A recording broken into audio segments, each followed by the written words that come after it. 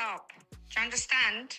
Ever. If I wasn't rough, I'd come out, Stephen, and just, do your washing and just be there. It's the worst day I've ever had in my life. I remember crying my eyes out thinking what a bad son I've been and what worry I've put her through. The left aligned with the terrorists and the jihadists. So what you're seeing on these Hamas demonstrations, okay? You're seeing the communists and Marxists, they're all joined with the Islamists, they're all friends all of a sudden. And the far right, the Nazis, they all come together. They all hate Jews. Hamas, in their political manifesto, said the final day of judgment does not come till every Jew is dead. How do you negotiate with that? Are you funded by Mossad? Mossad, if you're watching, give me some money, man. I don't want Britain to look like Saudi Arabia. I am not saying every Muslim's a problem. Okay? I don't want to deport Muslims from the UK. If you're inciting violence and you're being a racist, yes, you deserve to be punished by the law. The government, Piers Morgan sat on TV and said that I had organised and instigated attacks against mosques in the recent riots. No evidence of that, no proof of that. I'd called for calm, told people to put down the bricks. You are within your rights to criticise Islam, to look at the teachings of Muhammad. You just said I'm a racist. You know I'm not a racist. Are you a racist? You can't talk against vaccines.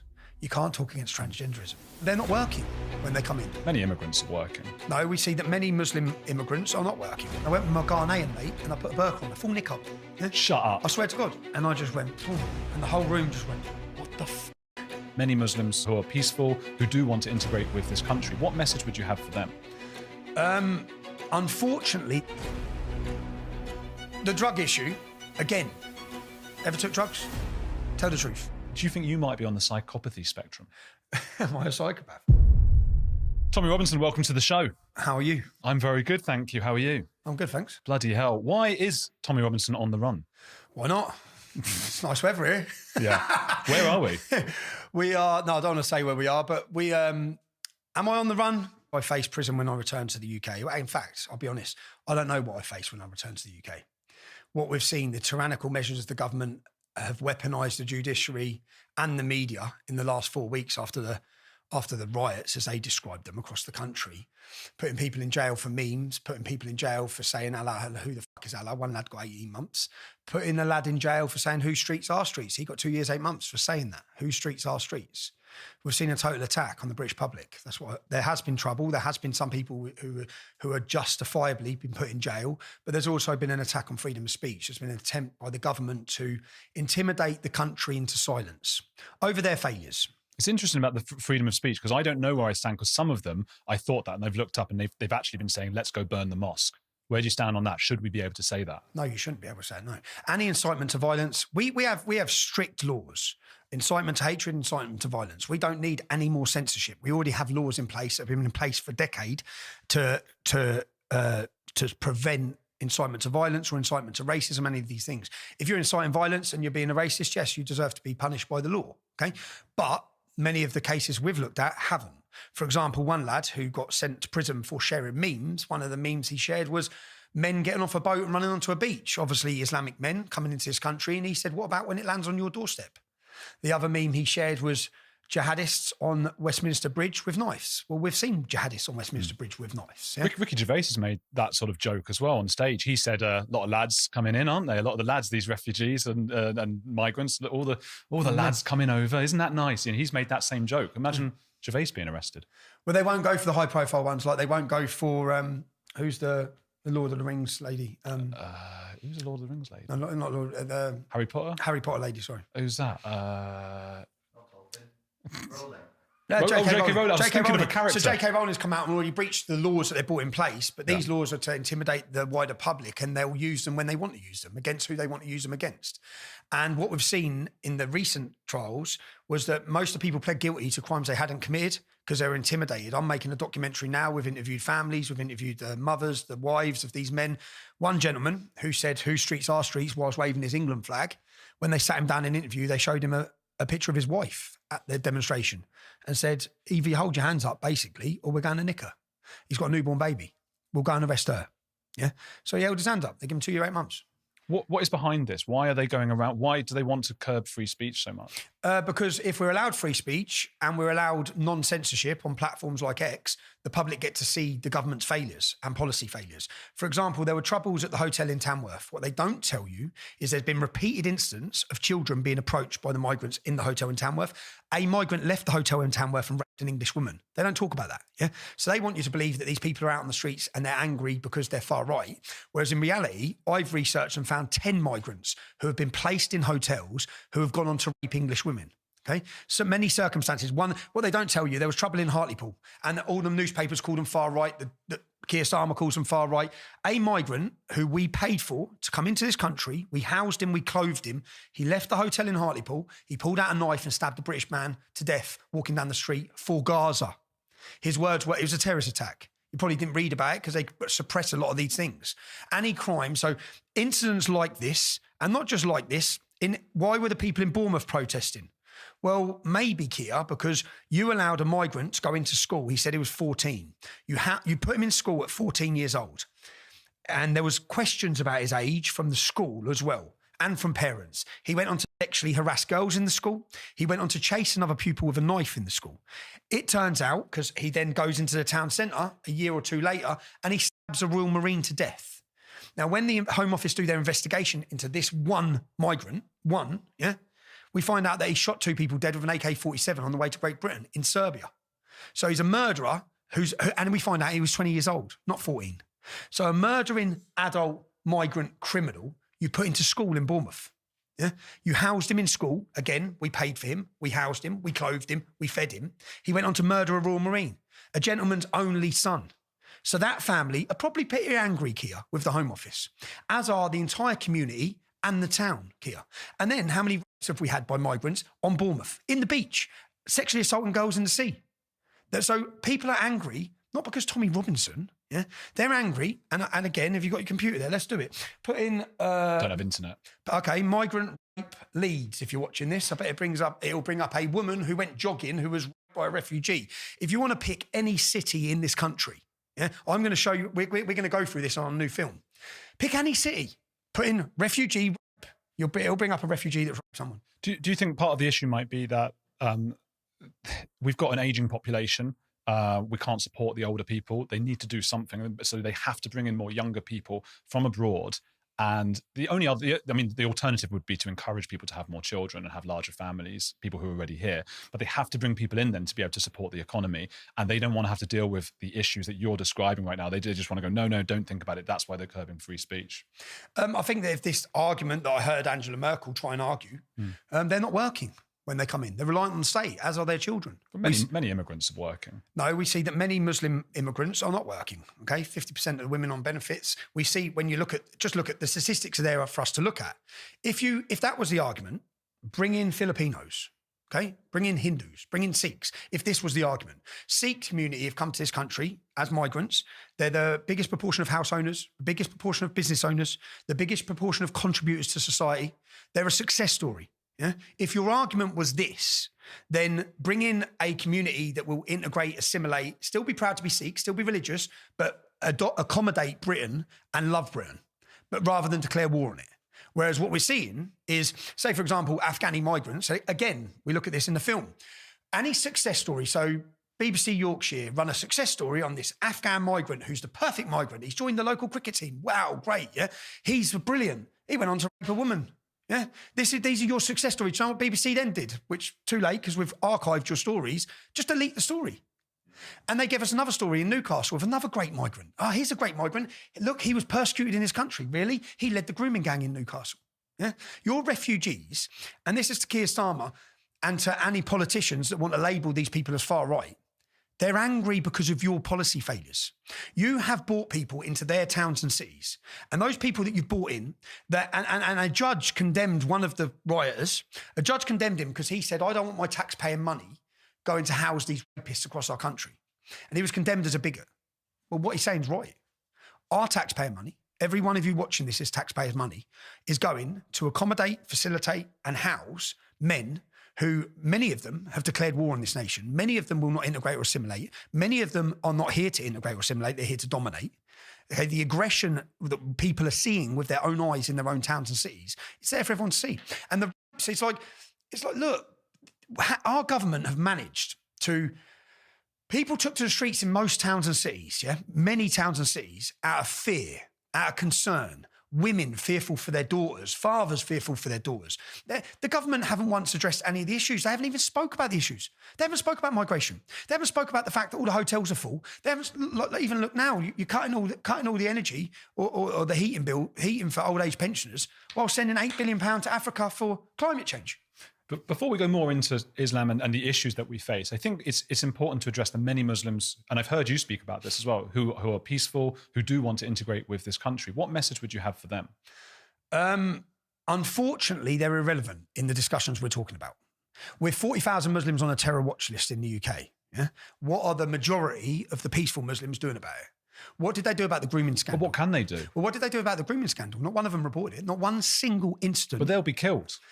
That's the problem because of Islam. But I'm just wondering if you have empathy for those. I have empathy for Muslims who want freedom. I believe every Muslim child born in this country should have freedom. We have 55,000 British Muslim girls who have had their genitals mutilated.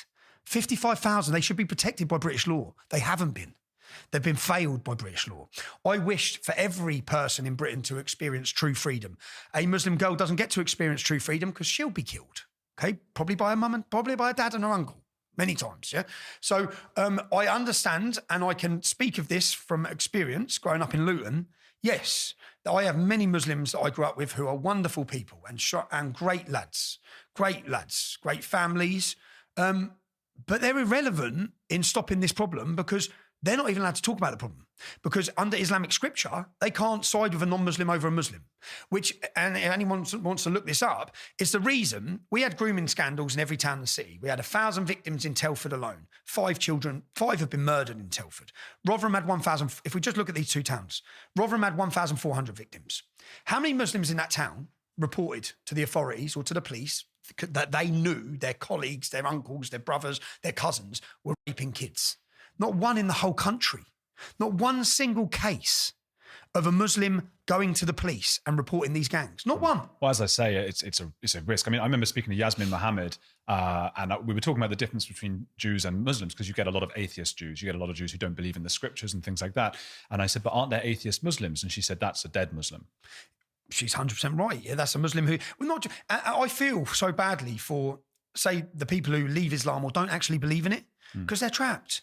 Like I can speak, and I have absolute admiration for ex-Muslims who have left Islam, because whatever I've done in my life, I've spoke a lot, I've caused controversy, I've caused my family problems, but my family have never isolated me. If a Muslim comes out and says, I don't believe in this, they're kicked from the family, the community, everything they've grown up in, their whole world is just gone. So I really feel and admire the bravery of the ex-Muslims. Do you know, and I'll give you a story. I was in a village outside of Luton. Like I'm walking out the co-op and this woman said, oh my God, Tommy. And there's an Asian girl. I said, yeah. She goes, please come back to my house. Please. I only live up here. Please come back to my house. And I was thinking, oh, this is random. Yeah. What's happening here?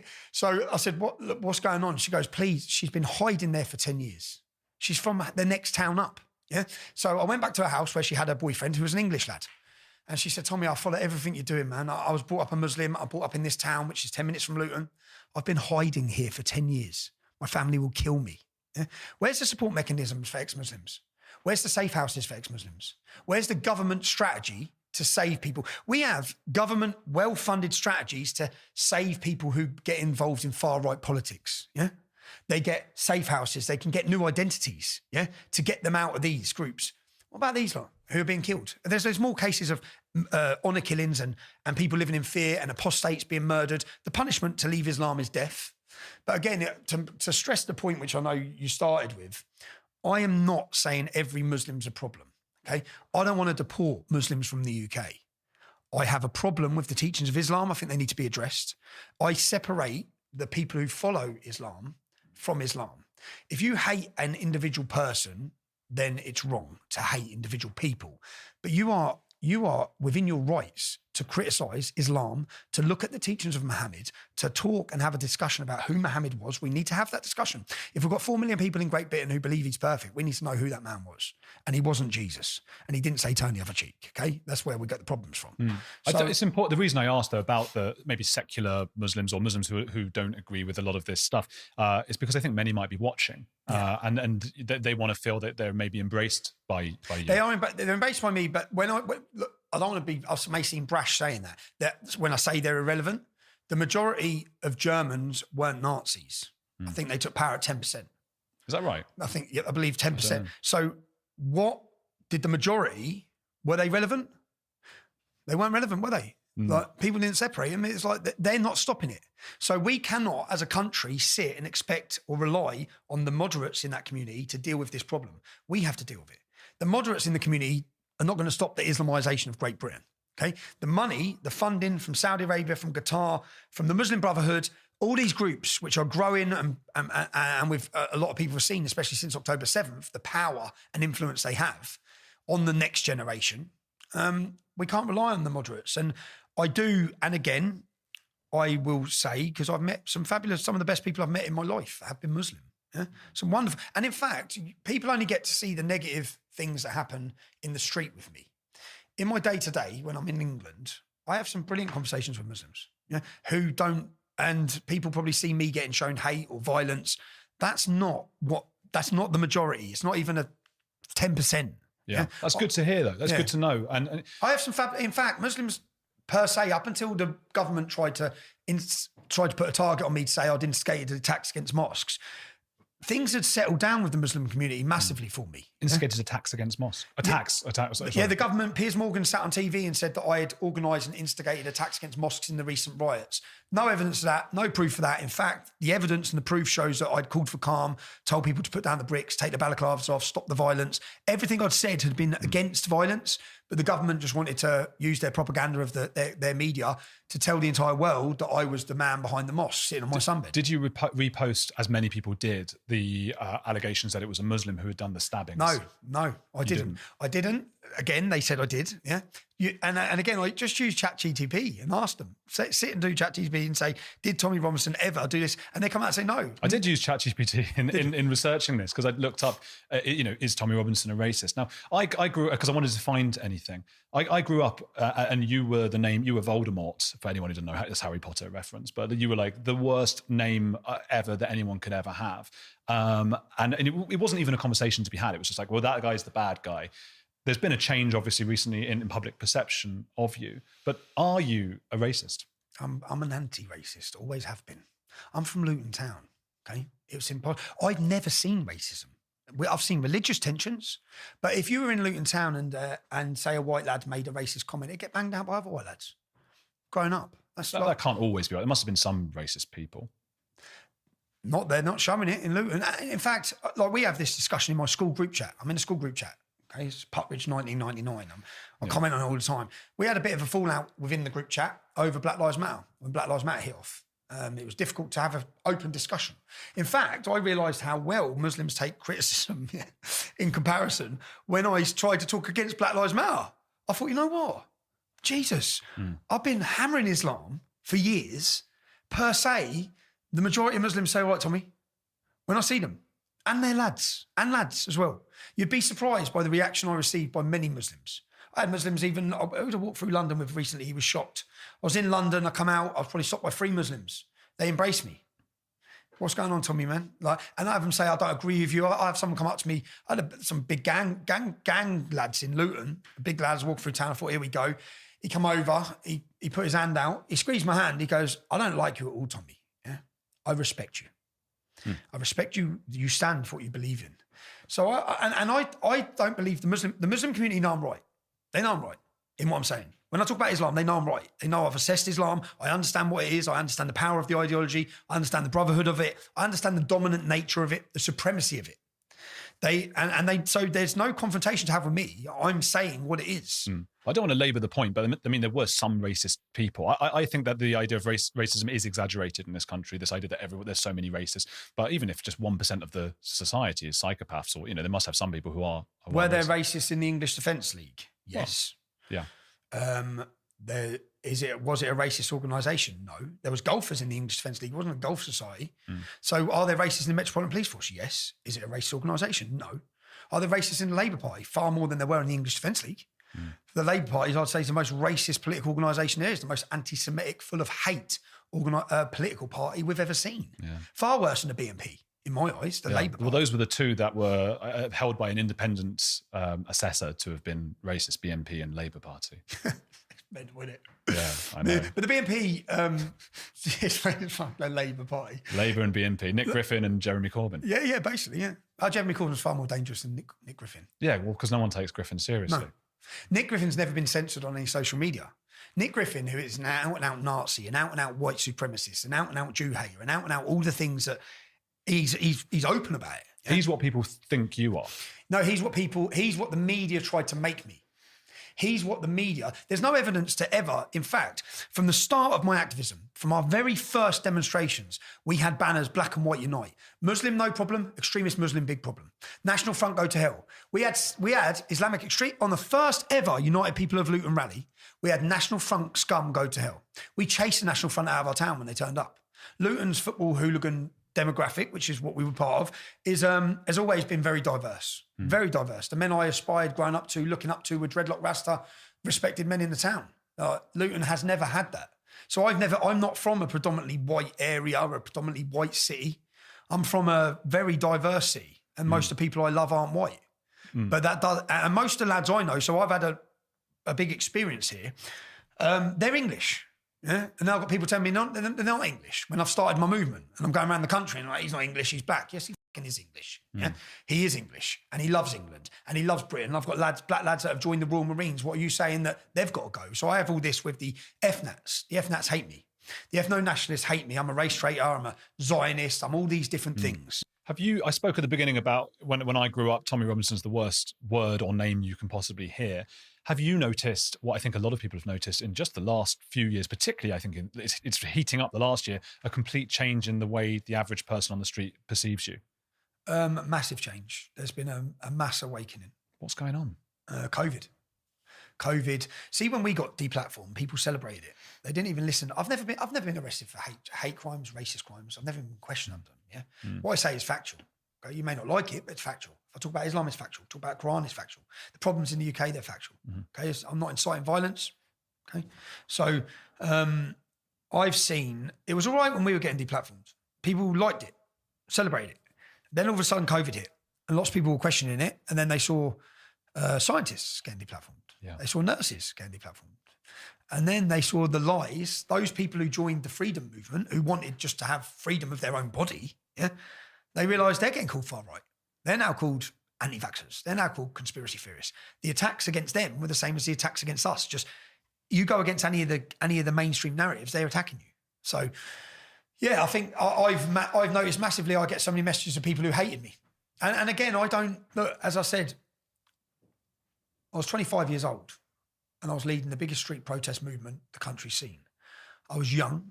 I was angry, very angry about what was happening. Could we have conducted ourselves better? Yeah, of course we could. Would anyone have listened to us? No, they wouldn't. Would you know about the issues we were talking about? No, you wouldn't. Do you think nowadays, in addition to the COVID issue that you raised, do you think it also might be a lot of the things that you predicted seem to be coming true? I mean, perhaps when you were talking about this and the percentage of extreme Muslims in this country, in the UK, was still quite relatively low. People thought, oh, he must be a racist or whatever. Now it's risen quite fast. But no, there was nothing special about me. I'd just grown up in Luton. So Luton was a blueprint for the rest of the country. When Islam becomes dominant, as I said, the peaceful ones become irrelevant, because they're not going to stop these groomers. They're not going to stop the terrorists. They're not going to report them. But we still have to bring them on side as much as we can. Yeah. I agree, but we can't rely on them. They're not going to solve the problem for us. We can't keep funding the Muslim groups. Like, it's insane. Muslims, when the grooming scandal hit, Muslim organisations, not non-Muslim organisations, there's a Sikh organisation called Sikh Awareness Society, who have for 20 years, 30 years, longer than I have, they were on this grooming issue. They were travelling. They have sent, I think, 10 girls, they've relocated 10 girls abroad to save them. And they don't just deal with Sikh girls. They're a fabulous organisation. Look them up. In fact, the man who runs them, his name's Mohan Singh, I first went to a Luton Sikh temple to listen to him speak about grooming, and he carried an aura that I've never experienced. When I listened to him talk, I thought, wow, like, he's a religious man, and there was something very special about him, and the way he spoke, and the connection he had with everyone. And then I travelled the country, going to Hindu temples and Sikh temples to listen and learn about how they're tackling the grooming issue and what they're doing. And I remember the journalist asked me, I brought a journalist, and he said, what do you think of what's happening here? I said, it's absolutely brilliant for the Sikhs and for the Hindus. Who's doing this for us? Who's educating the white? Because in these temples, they have all the mums and the sisters and the daughters, and they're all sat down. And then they give them a seminar for 2 hours. And they show them, this is how they groom you. This is what to expect. This is how they operate. Yeah? So all the warning signs, the families can see the warning signs. No one's doing that for us. So I remember looking, thinking, this is great, but I felt so disheartened that the working class, the white working class, are still being targeted. There's no one helping us. And then when the grooming scandal come out, who did the government fund? They funded all the Muslim taxis, and they funded all the Muslim groups. They give them all government funding to report and tackle grooming. The Sikh groups or the other groups, they've never received any support in this. They do it through their own community donations. Now, Sikh awareness were viewed pretty much similar as English Fence League. Oh, you're blaming it on the Muslims because of historical problems in India. Yeah. But when the Rotherham scandal broke and the cat got out of the bag with the world and the media, people realised they were telling the truth. He weren't lying. Yeah. So all the things, as I said, every interview I've ever done will age well. Because I know I've only spoke truth to matter. I've only spoke fact. I've only spoke about what's going to happen and how it's going to happen. What is going to? Because I look at. I mean, is it Iran and was it Lebanon? Are they? They failed, didn't they? If you look at what happened, the Red Green Alliance, the alliance of the Islamists with the far left. When I say the far left, I'm not talking about the average person who's left wing, because I don't. Left wing politics healthy. Right wing politics healthy. I think anyone you stop will share some parts of the left, some parts of the right, which unfortunately now you have to hate each other. Yeah. That's where we've come in society. You have to hate them, they have to hate you. But far left politics, the far left have aligned, and when I say the far left, the staunch communists and Marxists who wish to break the entire system to rebuild it. Yeah? They need to break the system. Now, well, who's going to align with them to break the system? The Islamists. Because they all want to break the system. They want to replace it with Sharia law, and they want a communist state. So as we saw in Lebanon, and history, why don't we learn from history? Yeah, Iran as well. Iran. So the left, so anyone listening, the left aligned with the terrorists and the jihadists, and they worked together to bring down the system, to break down the country. It's what you're seeing on these Hamas demonstrations, okay? You're seeing the communists and Marxists, they're all joined with the Islamists, they're all friends all of a sudden. And the far right, the Nazis, they all come together. They all hate Jews, so they're all together. They're all like Nick Griffin sitting around a table with Muslim radicals now, all having a laugh at that because they hate the Jews. So they're all coming together. And as they come together, as they did in Lebanon, as they did in Iran, they overthrow. And who gets killed first? The left. Yeah. They killed them all, you fucking morons. They're going to execute you. You're siding with people who despise you. Jihad is not just for Jews. Jihad's for every non-Muslim, including you lot. You communist, Marxist knobs. It's like, I just don't think, have you not looked at history? Have you not learned a single thing? There's 55 countries in the world, 45 countries in the world that Islam has come into as a minority, and then it's dominated and it's caused war. There's not one single country in our history that has peacefully coexisted. Ever. Why do you think Europe's going to be any different? You morons. Afghanistan, 99% of the Muslims in Afghanistan want Sharia law. What do you think? 100 of them come to the border and they leave it behind. They come into the country, as you'll see in our new documentary, and they bring those intolerant medieval views of women with them. Don't leave it. And then when you allow the funding to come from Saudi Arabia, Qatar are the biggest exporters of terrorism in the world. Qatar, who houses Hamas's leaders. Qatar, who sat there and it's given nearly £1 billion to Islamist radical organisations throughout Europe to grow the mindset of Islam, to take over. It's funded. I remember I went for Al Jazeera is the mouthpiece of Qatar. I went for an interview at Al Jazeera. To get into their building, you have to go through airport style security. Yeah, there was a terrorist attack the week before. And I sat down and said, you cheeky bastards. Yeah, you are causing all this terrorism, your country, your funding. You're doing all this and then you're sitting in here, your palace with all your security while we're out walking the streets, waiting for the next jihad attack that you played your part in. They orchestrated, Iran, Qatar orchestrated the attacks on October 7th. They've orchestrated time and time again jihad across Europe. And it's not going to stop. It goes up every year. As the Islamic demographic increases, the birth rate increases, the demographic, the open border immigration, the more Islam, the less freedom. And then we even make a decision. Do you want an Islamic Europe or do you want a Christian Europe? Do you want a Europe that looks a bit like it does now? What do you want Britain to look like? I don't want Britain to look like Saudi Arabia. I don't want to. And I will do everything in my power to awaken the public. I'm not saying I can stop it. I'm one man, but I can awaken people and make sure people understand what the future looks like. And I truthfully believe that if every British person understood truthfully what the future is going to look like for their children in a decade's time, there'd be a revolution tomorrow, a peaceful revolution. But there has to be a response to what we see. To what we're seeing is totally against the interests of the British public. It's against the interests of British people, as in the decisions our governments are making, the globalist decisions that they make, the open border mass immigration, the replacement of European people. It's totally, and again, all these conspiracy theorists. No, there's a 177-page United Nations document on population replacement. It's planned. They just tried to bat us all off as conspiracy theorists, thinking the majority of you won't take 2 minutes to research what they're doing. They're very open about it. Conspiracy in its traditional form, as far as I'm aware, the idea was that the Jews wanted to bring in Muslims to replace white people. That's the far right. Yeah. Deep held belief, which is insane, because if you know any Jews, that's the last thing they want to do. Well, look at the Jews. So basically, you don't want the Jews to have Israel. Europe's being flooded. The Jews are the most persecuted people at the hands of Islam, because it's Saturday first, then Sunday, kill the Jews, then kill the Christians. So the Jews are Mein Kampf, Hitler's book, is 7% Jew hatred. The Quran is 11. Okay, that's before we even go into the life of Muhammad and what he had to say, other than the Quran. Yeah, so. But I'd say it's the oligarchy, the elite. I wouldn't say it's the Jews, and I have this argument all the time. Yeah, they're not all Jewish. Some of them are, but they're not all Jewish. I looked at the voting patterns or the funding patterns of Hollywood, because people say the Jews is Hollywood. So 50% of Hollywood is Jewish. Yeah, but out of Hollywood, 98% of the people funded Democrats. So is it because they're Jews? Or is it simply because the other half of Hollywood are pushing the same agenda? Or is it because of their left-leaning views or their ideological view of what they want? I wouldn't say it's to do with Judaism. And I have this disagreement many times. I get called a race traitor, a Zionist. People make the allegation that I'm funded by Israel just because I don't hate Jews. Yeah, is the Israeli government perfect? No. Do I think the American government under Biden and Kamala Harris represents the interests of the American people? No. What was the most vaccinated country in the world? Israel. So they stuffed the vaccine in all their own people's arms.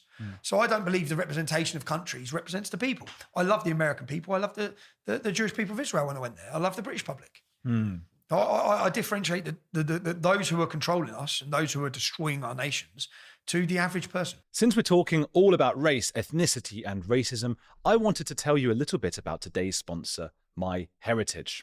MyHeritage is the leading global service for family research and DNA testing. I've been a member for years, and it has 90 million members who trust it. It makes building your family tree simple and fun, and you can look up your entire family history. My brother isn't yet here, so look how easy it is to add him. You can search 20 billion historical documents on MyHeritage to find records of your family members. One really strange and beautiful thing was to see photos and information about my grandpa's grandparents.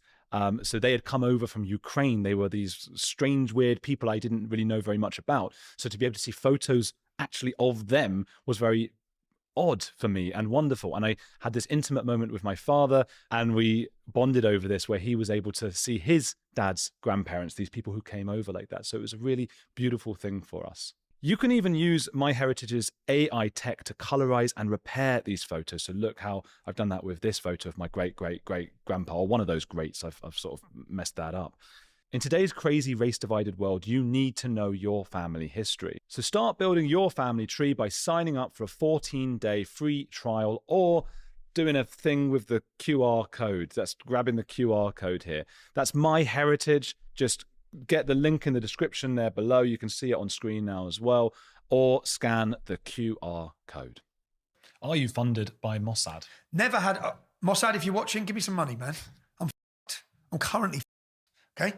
So I had this, and do you know what they say? They say that I was funded by Zionists. I worked for Rebel Media in 2015. What's that? Nearly a decade ago. Yeah? Rebel Media received funding from a gentleman called Bob Shulman. I've never met Bob Shulman, never had a discussion. He's a tech billionaire, apparently, from the United States. So he used to donate to Rebel Media. I work for Rebel Media. I got $5,000 or whatever a month, from Rebel Media. That's my wage. So do you receive money from advertisement on YouTube? Yeah. You're you're funded by the Jews. Because who owns YouTube? Two Jewish Zionists. Isn't it? So, yes. So the Alphabet Company, but the two main men. So this is the argument to those people who say I'm funded by Jews because I receive money off Rebel Media. Anyone who receives any advertisement off of YouTube, you could say the same argument. Yeah. Oh, obviously, I agree. It's ridiculous. It's ridiculous. Yeah. It's absolutely ridiculous. But have I've spoke up. So since my formation in the English Defence League, I remember growing up in Luton. I was a bit of a little shit when I was a kid, just a normal kid. Yeah. I remember there's a Jewish convent in Lily of Orthodox Jews. I remember we used to go over there as kids, and I remember going over there and we had flare guns and we were firing flares up in the sky. And my mate said, "My mum and dad would be so proud of me." I looked, I was like, "What?" My mum and dad would kill me if they knew I was over here. Yeah, we were trying to get chases, but we would try and get chases of everyone and anyone. Try and get chases as kids. You'd try and get people chase you. Oh, right. He don't know. He's from a different upbringing. I'm looking at Richard Grannon from Liverpool. Yeah. He knows what I'm talking about. Yeah. He's posher than he looks. Yeah, okay. Kids go out and try and get chased. Yeah, kids. As kids, you cause a bit of trouble and get a chase. Grannon's a secret posho. Is he? Yeah. We used to call it getting a chase as a kid. So you go out and you just have a laugh, or you throw eggs and you get chased. Yeah. So we were down there, and I looked at my mate and thought, I said, "What do you mean your mum would be proud of you?" He said, "Jews." I was like, "Yeah, your mum would kill me if I was down here causing trouble. Yeah, what do you mean your mum be?" And then because they hate the Jews. Yeah, he's a Muslim lad. Mum's a Muslim. So I was like, so I learned lots of things. Then there was Jews remembering the Holocaust in Luton, and this Al Mujahideen group, who I ended up confronting, the terrorist group, who we ended up confronting, they turned up in their hundreds, and the Jewish family had to lock himself inside the town hall. Yeah. And then they had to barricade the doors because all these radicals were trying to get to these Jewish families remembering the Holocaust. So I looked at all this. The main Islamic jihadist centre is the Luton Islamic Centre. It used to be the synagogue. So I'd watched I'd seen it. I'd listened to mates I'd grown up with. I'd heard the anti-Semitism at school. I'd heard the Jew hatred. So when I started the English Defence League, and I remember seeing some Jews once, Orthodox Jews, walking through Luton with police. I'm driving through, I thought, well, that's weird. And I thought, they need police to walk with them because they couldn't walk through the town. They wouldn't be able to walk through town looking like that. Yeah.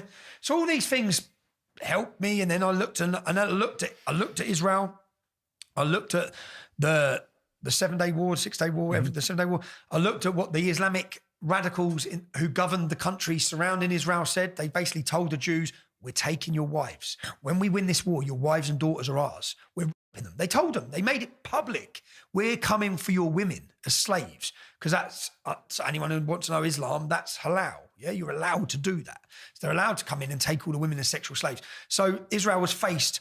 And then I saw Israel has 2 million Arabs, 2 million Muslims in it, that can become part of government, that can become politicians. We keep hearing about this apartheid state. So I went to Israel. I looked at all this. I thought it's bullshit. Islam is a democracy surrounded by totalitarian, Sharia-driven shitholes. Yeah? How are you going to deal with that? How are you going to deal with that as a country? They want the Article 2 on the Hamas manifesto. So remember, Hamas is like the Labour Party. Not much difference, to be honest, yeah? But Hamas, in their political manifesto that got them elected by the majority of Gazans, said the final day of judgment does not come till every Jew is dead. Didn't say every Zionist, doesn't say every Zionist. This is in their manifesto. Every Jew is dead. How do you negotiate with that? And when they say the majority voted for Hamas, the rest of the population voted for Fatah. There's another terrorist group. What are you talking about? So how would you negotiate with that? What would you do? I know what I'd do. I know what I'd demand my government done. I know what I'd do. And in fact, they do everything. Like, you keep hearing about genocide. So I went to Israel and I spent time in Israel. And when I was in Israel, I paid young Muslims. I met young Muslims and I paid them to take me. So when you go to Israel, they have all, "Do not go past here." You know, you've got all big signs. Right. Dangerous, don't go here. So I went to Israel and thought, that's where I want to go. Yeah? I want to go there. So I looked up this Fatah-controlled, terrorist-controlled refugee camp. And I met some young Arabs. They didn't know who I was. And I was with my mate from school, Dean, black lad, his parents from Jamaica. And he loved history. So I said, "Come with me, let's go to Israel. Let's go see what it's about. Let's really go there." And we went there, and then I said, "Right, Dean, I've sorted it. We're going into the refugee camp. He's like, we're not. I said, he goes, bruv, I ain't come here to get killed. Like, I know you're mad, but I haven't come here for this shit. I said, bruv, listen to me. And I'm quite persuasive anyway. So I said, imagine we go there and we have a day in the camp and we spend all day there and we find out and we see imagine how fascinating it's going to be, blah, blah, blah. And we're in a taxi then. And I've done a little video and I said, right, I'm in the back of the car. The Muslims are in the front with my mate and he's sitting there going, what the f-? We had a massive argument first. I ain't come to do this. I said, well, I have. I'm going. So you're going to leave me go on my own? I'm going into that camp. I'm seeing what's... And then I've done a little video and I said, I'm in the back of a taxi. Yeah, we're in the back of a car and we're on the way into a terrorist-controlled refugee camp. Fucking man. I said, we're going to go see what's going on. And I'm in this camp and there's videos of us in this camp. And as we're walking around the camp, I'm playing football with the kids, man. And my heart bled for them as well. But the Muslim lad who got me in there didn't know who I was. And I kept saying to him, who's oppressing you? Expecting Israel, yeah? The Palestinian Authority. Who's the Palestinian Authority? I didn't know nothing. Who's the Palestinian Authority? They govern us. And he said, what you have to understand is, Stephen, and on the side of the walls of all the properties is the murals of the people who have left that camp, so the families. So when you're outside the house, there's a massive picture of this woman, and she blew up a bus in Israel. Yeah? She was a suicide bomber. But this was her house. Yeah, so I found it all fascinating. And these are heroes to this camp. They're heroes. The children are being brought up to see these as martyrs. The children are being brought up. And then he corrected. So he said, the Palestinian Authority pay whoever, her family would have been paid for the rest of their life. Yeah. So whoever comes out of this camp and kills an Israeli. And I said, so anyone who lives here and goes kills a Jew in Israel, he said, no, he corrected me, not a Jew, an Israeli. Wow. I was like, they don't even have to kill a Jew. They can kill a Bedouin Muslim. Yeah. They still get the reward. So then I said to my mate, we're always told radicalisation in the UK is because of poverty. Look at these kids, man. They've got nothing, bro. I said, where's the park? There is no park. What do you mean there's no park? Yeah. And his words, we've had 2 times more money than Germany had after the World War. We could all have a villa. Yeah. We could all have a mansion. We will always be refugees because it benefits the Palestinian Authority for us to be refugees for the money to fund the war against the Jews. Yeah. And he sat and he was very open about it. And he didn't mention Israel once. And he said that the Palestinian Authority oppress us. We need free. His words, never give money to free Palestine. Yeah. Never. We don't get it. And I'm going through and I'm thinking, hell, man, this is so interesting for me. And I looked at my mate, as we're in there all day, and I'm playing football with the kids, and the kids were lovely, and they're all running around with toy guns, and they've got nothing. I wanted to give them money. I said afterwards, it works. They bring politicians to these camps. They show them the squalor, the kids, the families. You want to help them, yeah? But you're not helping them. You're helping Hamas. You're helping the billionaire sat in Qatar. So as I've gone through all this, and then I said to my mate as we're walking around, I said, what do you reckon? He goes, great, man, because we was in there. And then there was some Bedouin, they had machine guns. So I've got, at this time, I'm wearing a I Love Israel t-shirt. It's fucking mad. I'm wearing an I Love Israel t-shirt. And I went over and I'm asking them all, Trump had just got elected. So that's when it was. Trump had just got elected. I said, lads, what do you think about, they just think I'm a tourist, want to know question. What do you think about Trump's election? And they said, yes, we need strong man. America must be strong man. I was like, really, I didn't expect that either. And everywhere I went, I was on the Golan Heights and the war's going off, so you can see the bombs. Yeah, I'm on the Golan Heights. And there's argument about the Golan Heights because Israel took control of the Golan Heights because it's up high. And the Muslims were using it to barricade them. So they had to take control. But they've took control of the Golan Heights. And I said to this Muslim lad, what's it like living here in Israel for you? What's it like? He goes, I love it. It's okay. And I'm trying to push him to say some negative stuff, to get some negative stuff. And he looked at me and he said, you see over there? And the bombs are going off. He goes, where do you think I want to be? Over there. He goes, I pray 5 times a day. And I was asking him about Islam and in Israel. How is it for you in Israel? And everything I thought I knew, it's the opposite. It's the opposite. Yeah.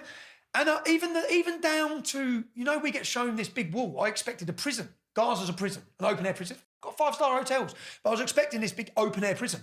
And they all the time on the news as I was growing up, whenever I heard about Palestine and the conflict, they show you this wall with turrets on, this big, massive wall. It's about 10 metres long. It's fucking not, that wall is 10 metres long. There's no wall. There's no wall around it. There's about a 2-mile gap And then there's fences and there's a big border because we climbed there was an army turret. So I've gone to Israel. As I've gone in, as I said, I've walked the camp. I've done all this with this lad. I really liked him. I related with him more than anyone I met in that trip, the Jews. I related with this Muslim lad. He just seemed like he could have been from Luton. And then when I sat down, when I got back to Israel, I put cameras on him. And I said to him, can I tell you who I am? I said, have you heard of the English Defence League? He said, yes. I said, my name's Tommy. I founded the English Defence League. And he looked furious. He looked furious, but we had already, by that point, we'd had a good day together. Yeah. And then, we got on really well. And he said, why? Why? I said, brother, I've just risked my life. Yeah. I'll be dead if they knew who I was in there. And I said, because I had to hear it from you. And what I've heard has totally shocked me. I had to hear your story as a Muslim in a refugee camp, 4th generation refugee. Your kids are going to be 5th. He said it. My kids will be 5th generation. Theirs will be 6th. Now, the only way out for him, that's what I said to my mate, Dean, like, I'd do anything for my kids, wouldn't you? Yeah? In a desperate situation. So the only way out for these refugees is to go kill an Israeli. Really? So then I viewed the whole conflict a bit different as well, because I'd always blamed it on jihad a lot. I've always said jihad is the sole reason. Then I realised these are mercenaries. Many of these men might not even believe in it, but their families are getting rescued by killing someone or attempting to kill someone. So all of that. And then we went up and we climbed up there's an army turret. There's on the border of the Gaza Strip. There's army turrets, yeah? So we've gone up there. I was like, fuck, man. So we've gone through. And again, it says, don't go here, yeah? So we've climbed up this army turret and we've got a lens camera with the Muslim lad. Yeah? We're zooming in. And he said, there's Hamas, yeah? So they're in, like you see ISIS in all the flatbacks. So they're in flatback trucks doing their own border. So they've got their own border security for where Gaza Strip is, yeah? Right. So they're going up and down and then they've stopped and they're looking at us and we're looking at them. So I was like, he goes, they're looking at us. And I said, they're looking at us. I said, you wankers. And I said, we're swearing Hamas up on an army turret. And then the Israeli army come from everywhere. Boom. They come screeching in like, what the he's doing. I said, we're swearing at Hamas. And they're like, you're going to get shot. Get down. And then when we get down, they grilled us like the Israeli army did. They were angry at you. Yeah, proper angry. I guess we've risked them. We've risked their safety as well. True. We're stupid. But it was a fascinating trip. I went to Israel with all these expectations. And of course there's problems. There's going to be problems. But I felt safe in Israel. Israel's a holiday resort. And go Tel Aviv, man. It's nice. It was great. Yeah. It was wonderful. And felt safe the whole time. Yeah. I felt safe the whole time. You're not being paid by the Israeli Tourist Board. No. That's what but this is what people say. I know. People say it. I was like, and anyone who criticised me on it said, have you been there? Have you ever spoke to a Muslim that lives in Israel? Because there's 2 million of them. Have you ever been to a refugee camp? Do you even know what you're talking about? What are you talking about? I get propaganda, proper Iranian proxy army on our streets. You're pushing the propaganda of Iran, of Qatar, of Hezbollah, of Hamas. Look at the money they have. So anyone who's criticised me, I was like, you haven't been there, so shut up. I get the same thing, told that I'm being backed by whoever, and I react the same way as you. Like, well, if they want to give me some money, give me some money. I could do with it, to be I'm honest. in court. I've got a 130 grand bill on the 28th, 29th of October, so please. The idea that Mossad would be so sloppy as to approach a couple of YouTubers who could easily just... Do you know why they said it? Do you know why they said it about me?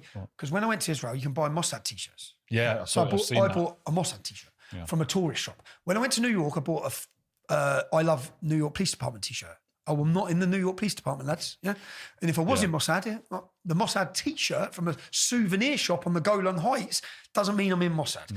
And essentially, and at times, so I went with Luton football hooligans to Tottenham. Were playing Millwall years ago when I had the EDL. Tottenham playing Millwall, and that's a massive game. They hadn't played each other for years. Yeah, so big rivalry. So I love my football.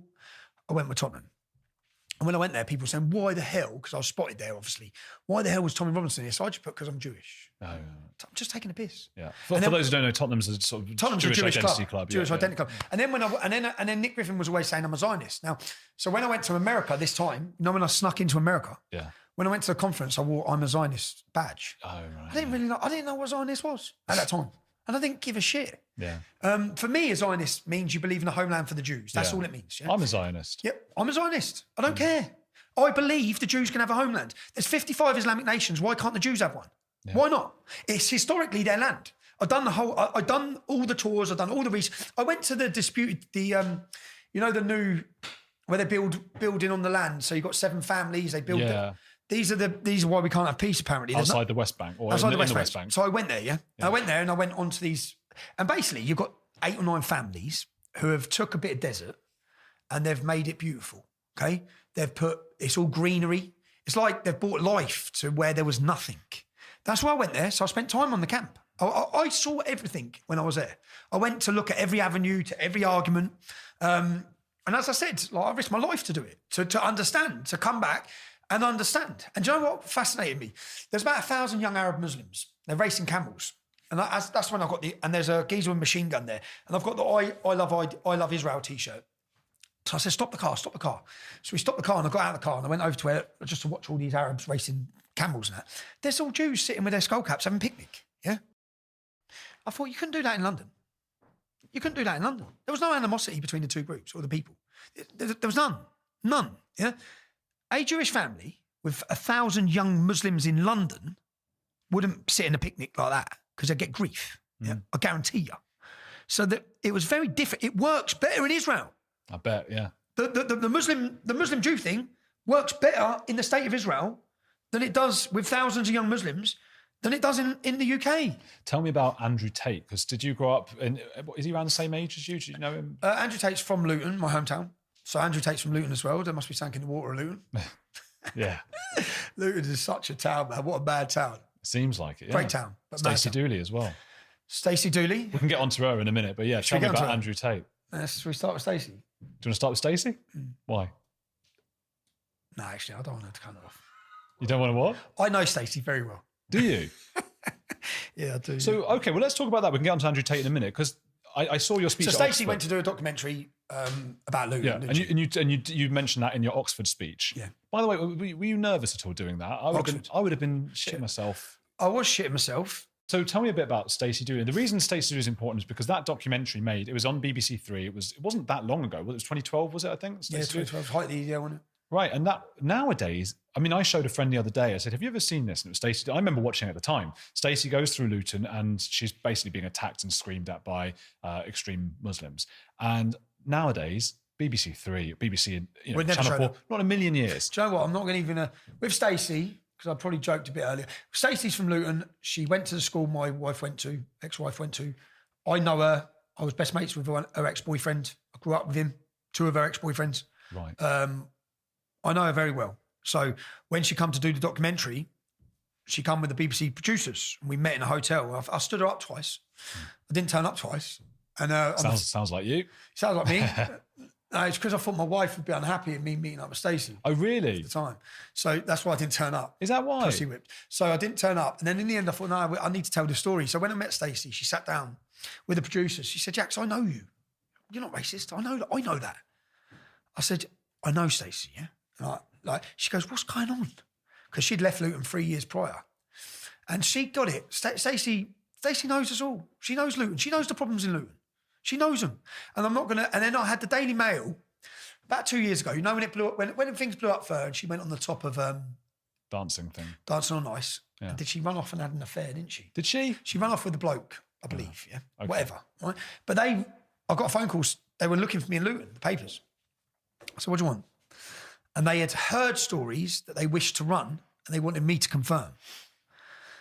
And I said, "You're trying to ruin her. You're trying to fucking ruin her."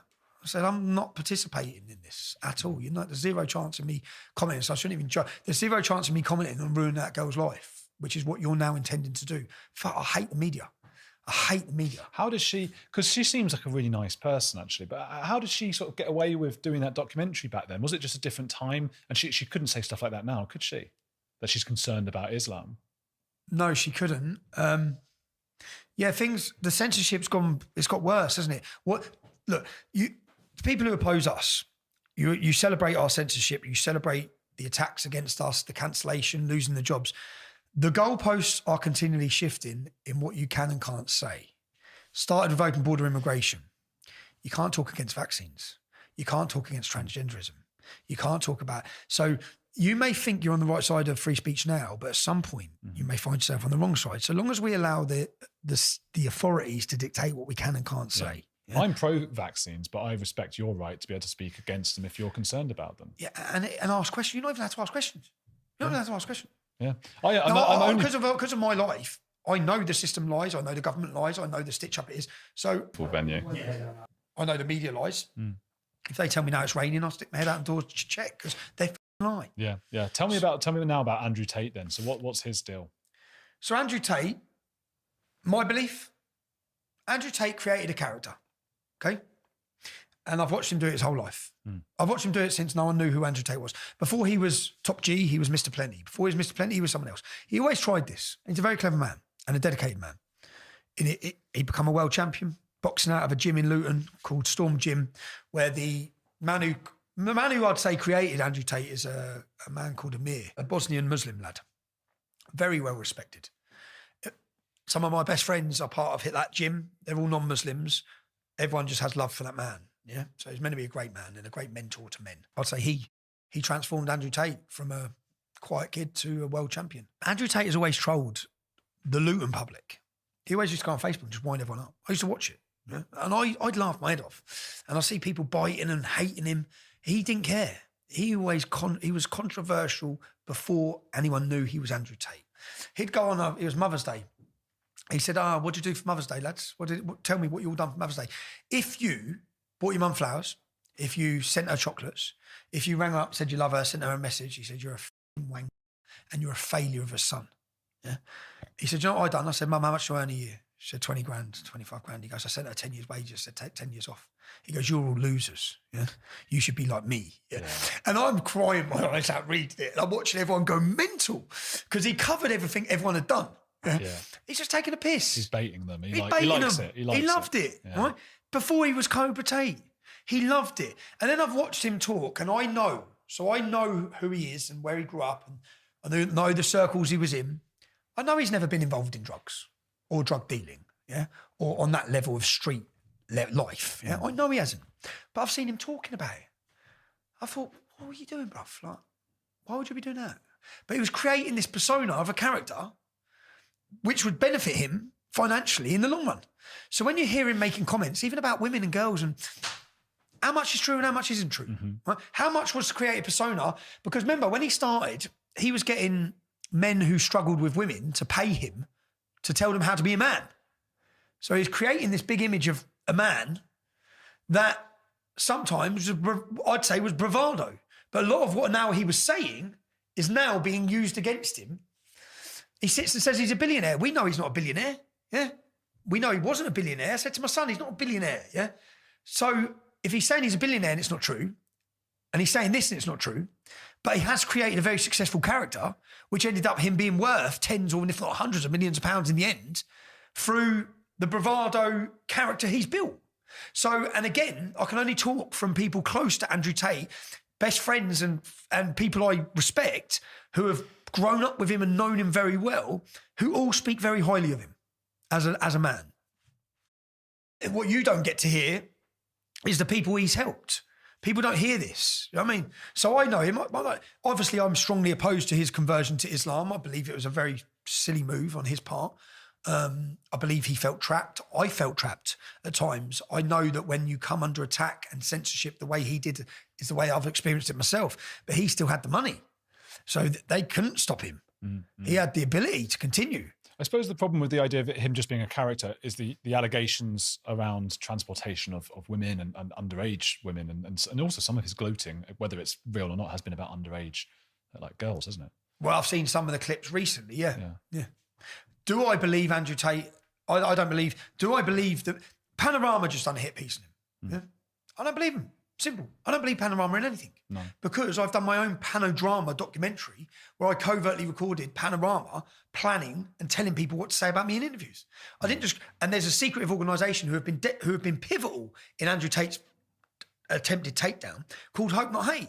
I know that they pay people tens of thousands of pounds. They liaise between the media and the person. So they'll go give a girl 20 grand. Then they'll line up BBC to interview the girl. So BBC's hands are clean. They haven't paid anyone. The problem is you've got two people here, Panorama, who might make things up, but also Andrew Tate, who makes things up as well. So we don't know who to believe.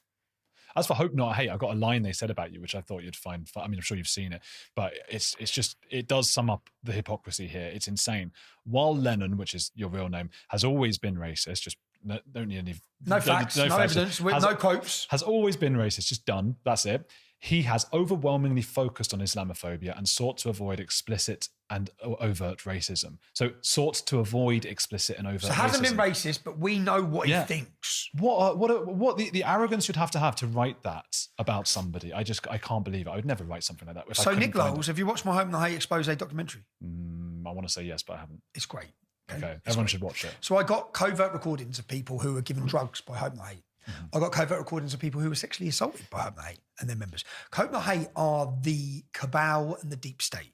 So when you think of these deep, seedy, dark organisations who manipulate and intimidate and blackmail, that's Hope Not Hate. Yeah? So So Nick Lowles, what he does is they say a source. So any newspapers that quote things against me, it's a source says. Do you know what one of their sources was? Which I confront Nick Lowles on. The Gambino gang in Luton. I talk about it. There's a Gambino gang in Luton. They're called the Gambinos. Yeah? They're a Pakistani mob, about 100 of them. Right? All heroin dealers and all groomers and rapists and child groomers and prostitutes. Yeah? That's their gang. You can read about them in national newspapers if you want. I've clashed with that gang because in 2004 I named them in a leaflet and I confronted again their gang. Yeah, I called them out. You're dealing heroin, scumbags in our town. Yeah, you're abusing girls in our town. Right? So we, as young football hooligans, clashed with these gangs, okay, as non-Muslim group who were willing to confront them and their criminality and their destruction of our town. So so Nick Lowles travelled to Luton. He sat down with the Gambinos, who are heroin-dealing, drug-funding, Taliban-supporting gangs, yeah, all in the national newspapers. They were the source. So then he sits them down, so he covers himself legally. So Hope Not Hate, this is what they do. They sit down with groups like that and say, tell us about Tommy Robinson. And then they sit and say, he done this, he done that, he done that. And then they say, a source close to Robinson from his hometown says, oh, a dealing Pakistani mob, you mug. That's your source of information. Or your source of information is someone you've paid. So I done a documentary showing all this. And when I confronted Nick Lowles, he admitted it. Watch the footage. Wow. I questioned him. He said, yes, so at least I'm not a drug dealer. It's like, brilliant. What? And then he says, I said, Nick, you create sources. Then the mainstream media who you work with. Now, the head of it, Nick Lowles. So an example of this is the recent riots. Hope Not Hate, the head of Hope Not Hate and all the chairs of it are the Labour government. No joke. Yeah, look it up yourself, right? So Hope Not Hate come out and make a statement, Nick Lowles does, saying Muslim women are being attacked with acid. Now, the purpose of this, and we've got video proof we'll show you in our documentary, Muslims took to the streets violently with weapons, quoting what Nick Lowles has said. They're attacking our women with acid. Yeah. So misinformation from a Labour government NGO are lying to the Muslim community of the country, get them all up, get them rolled out, get them on the streets. Yeah. Then they pushed that there was 100 far-right racist riots planned. They admit, I've got Nick Lowles admitting it. The next day it was all a hoax. But they done it. They rallied the Muslims with the false pretense that the English Defence League, which ended 10 years prior, there hasn't been a group. It's a very good strategic move by Labour and Keir Starmer. Yeah. Get the Muslims to give out. them an excuse to impinge on free speech. Get them all out on the street, get them all violent, yeah. Get them all out, and then clamp down. Yeah. And then they clamp down, video the clamp down, scare the public, can't say this. The Muslims come out mob-handed. Don't arrest the Muslims because they haven't. There's been, you've seen all these dawn raids and televised court cases for people who said hurty words on Facebook. Where's the dawn raids and the televised things for the Manchester Muslims who attacked the police in the airport who still haven't faced prosecution? What about Hare Hills and the Romanians who went and burned buses and rioted? Where's the televised operation on that? But the purpose of all of this is where the tools of a totalitarian state are the judiciary, the media. They use them as weapons. There's a facade, so you think you have a justice system. And when they want to turn it on against someone, like they're going to do against me when I leave, when I get back to England, I currently face 4 years in prison for a film, yeah? This is the weapon of the state.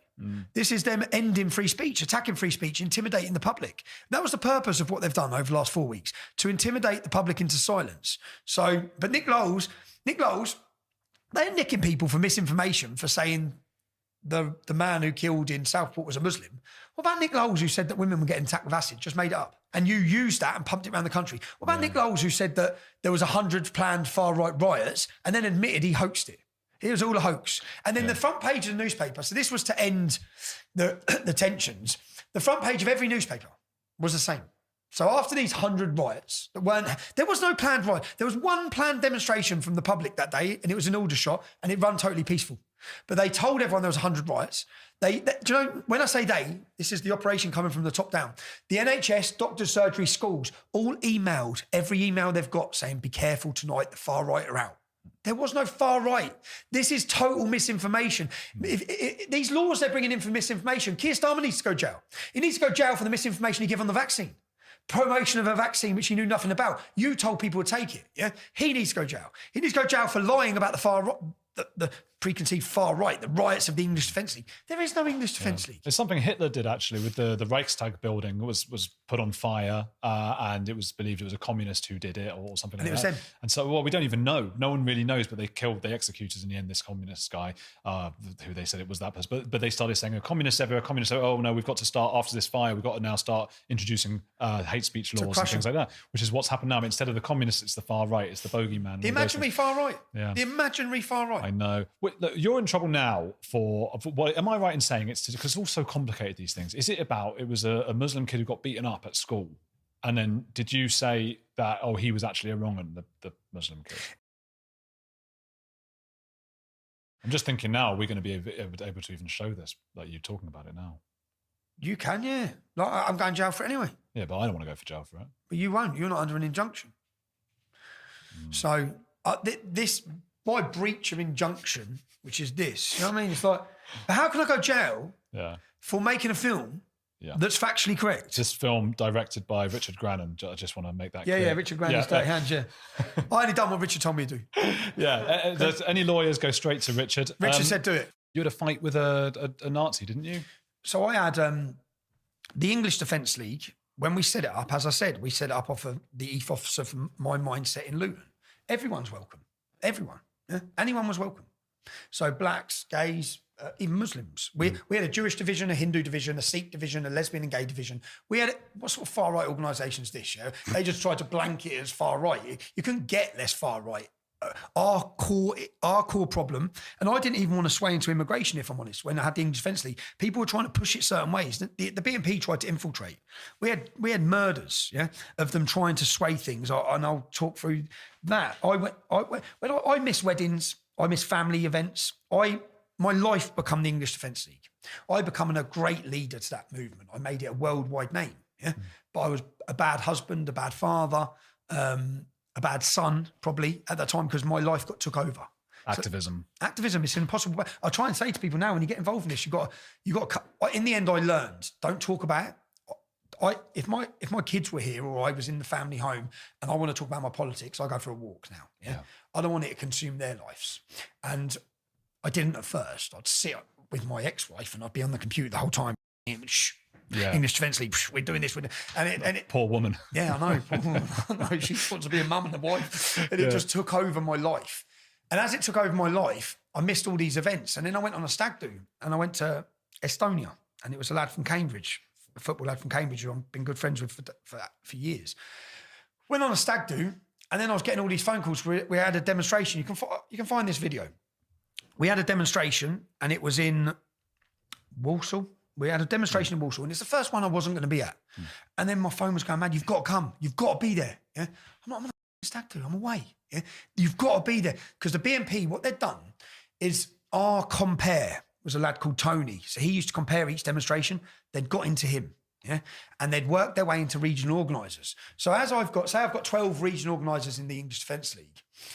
I know the organisation. I know the lads that are turning up. We're just normal lads, Not far right, not ideologically far right, not FNATs, not ethno-nationalists. Ethno-nationalists just want everyone to be white, They want rid of every immigrant. That's not what the English Defence League was. But all of a sudden, I've got these calls from certain regional organisers, including our compare, to have an alliance with the BNP. We need an alliance with the BNP, and it was coming from everywhere. I think that's right. And at the time, I didn't know that our compare was in cahoots with Griffin. I didn't know that they'd infiltrated the movement. I didn't know. So I then fly back I leave the SAG do. I said, lads, I've got to go back. The movement's imploding. And that's where it took over your life. We had divisions, I'd say government interference in the movement would try and divide the North, the South, and the Midlands. So then I'd be the one person that was trying to hold it all together and the only person that was respected enough to hold it together. So I had to be there all the time. And as they're calling for an alliance with the BNP, I travel back and watch this video. I stand up, I said, right, you're here. You're my audience. You are the English Defence League. And I made the decision, if it would have gone the wrong way, I'd have left there and then on stage. I said, I want to ask you, you are the movement. I want to ask you some questions now. And I want you to show your hands so I know what I'm looking at. Who here wants an alliance with the British National Party? Put your hands up. No one put their hands up. And I looked at the compare because I'd known by this point what he was doing. I know what the regional organiser was doing. I said, why the f*** am I getting asked about the BNP?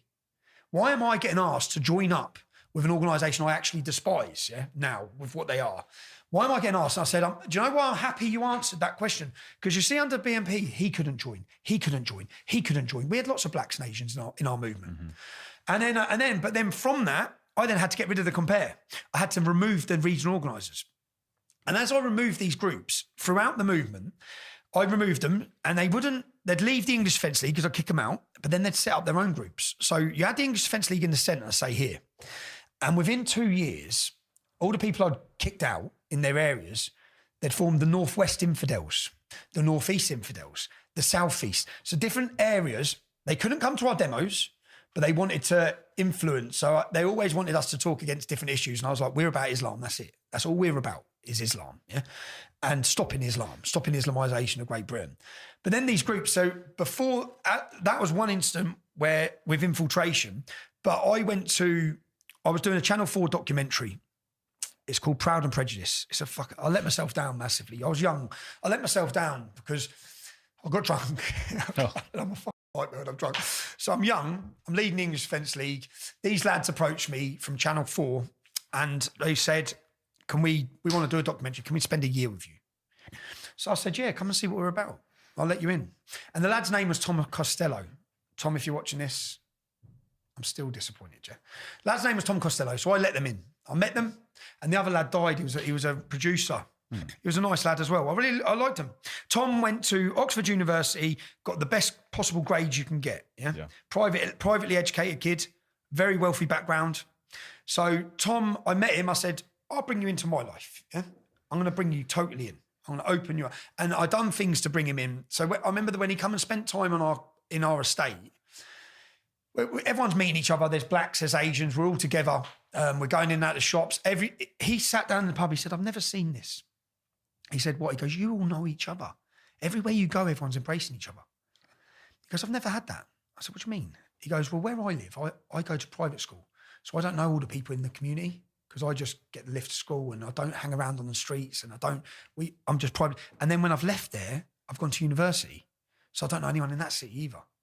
And then I said, okay, so you've never had a community. That's what you're saying. You've never had a sense of community. Do you understand, Tom, why when a girl from here's raped, do you understand why we all feel it? It affects all of us. Yeah. Mm-hmm. It's not a little number or a digit. It's Sarah's daughter. Yeah. Or it's a girl we know. It's a girl from school. It's a girl we've hung around with. So do you understand that? And then what I done with him, I rang up some Pakistani boys. Bingo, little gangster wannabe lad. But I was friends with him growing up. So I rang him up. I said, all right, bruv. And this when I'm leading the English Defence League, at the height of the English Defence League. He goes, yeah, what's going on? I goes, I'm just at Burden Bush. Where are you? He goes, I'm passing now. I go, swing in. And I got in the car and I introduced him as my posh little cousin. So I get in the car, I said, Tom, this is my posh little cousin, Tom. And we sit with these three Pakistanis, they're drug dealers, yeah, but we sit and we have a laugh and I'm chatting to them. We sit in the car for an hour. I said, this is my posh cousin from out of town. He's just with me for the weekend. We all have a laugh. They get out of the car, they drive off. I said, so do you understand now as a journalist? Yeah? I don't hate them for being Pakistani. I don't hate them for being Muslim, right? But there's a problem and I'm not going to talk about it. And as you can see, they don't hate me. Yeah, I'm the leader of the English Defence League. They're all chilling with me. I remember sitting in cars with Pakistani boys when I'm leading the EDL, who are mates, and police car pulled up and see me with shine the torch in, and they think I've been kidnapped or something. I'm like, mate, we're mates. They all get out, we're having a laugh. I said, we know each other. We went to school together. So it must frustrate you to no end that I think you're even more than the Islam or anything. I think you're known as just racist. Yeah, totally. Tommy Robinson, Do you racist. know how frustrating it is? And I couldn't find pretty much anything. I couldn't find anything. Other than banter or humour amongst friends again. Do you know how frustrating it is to have? I've done it again. I'll give you. Well, this Tom Costello lad. When we done the documentary, so I didn't know they were filming me for a year, but they were filming with the Muslim radical Saif al-Islam, Sword of Islam. He's the leader of the terrorist organisation. He's in Luton, so it was called Proud and Prejudiced. So whilst I thought they were just following us, they were following them, and they were putting us head to head in the film, which they didn't tell me. Right. And they're wankers. So I've got a friend whose sister reviews films. So before the documentary come out, I got to watch the documentary. So I've watched the documentary and I've rang him. It's all right, Tom. So in that documentary, they told me at the start, there's no voiceover. Yeah. We're just showing your story. We're going to follow you. I invited this prick to my wedding. Yeah. Wow. I liked him. Okay. I liked him. I invited him to my wedding. And then the documentary comes out. Now I've got my hood. I'm pissed up in town. Yeah. I've got my hood up and I've got goggles on. It's a CP company coat. And I said, ribbit. Yeah. I was pissed up, ribbit. And what they done? They put Breivik.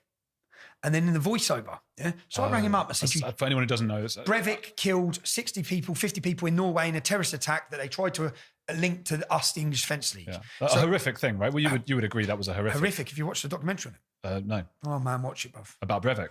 About what he'd done and about islands. the families and the people who were hiding, the kids that were hiding, and tells the story of it was Muslim kids that were killed. No, it weren't Muslim kids. Oh, was it not? No, he targeted the politicians' kids. So basically, right. And you see that Sorry, island, there's a lot sorry. more to what the story than is told. You see the island where he hit?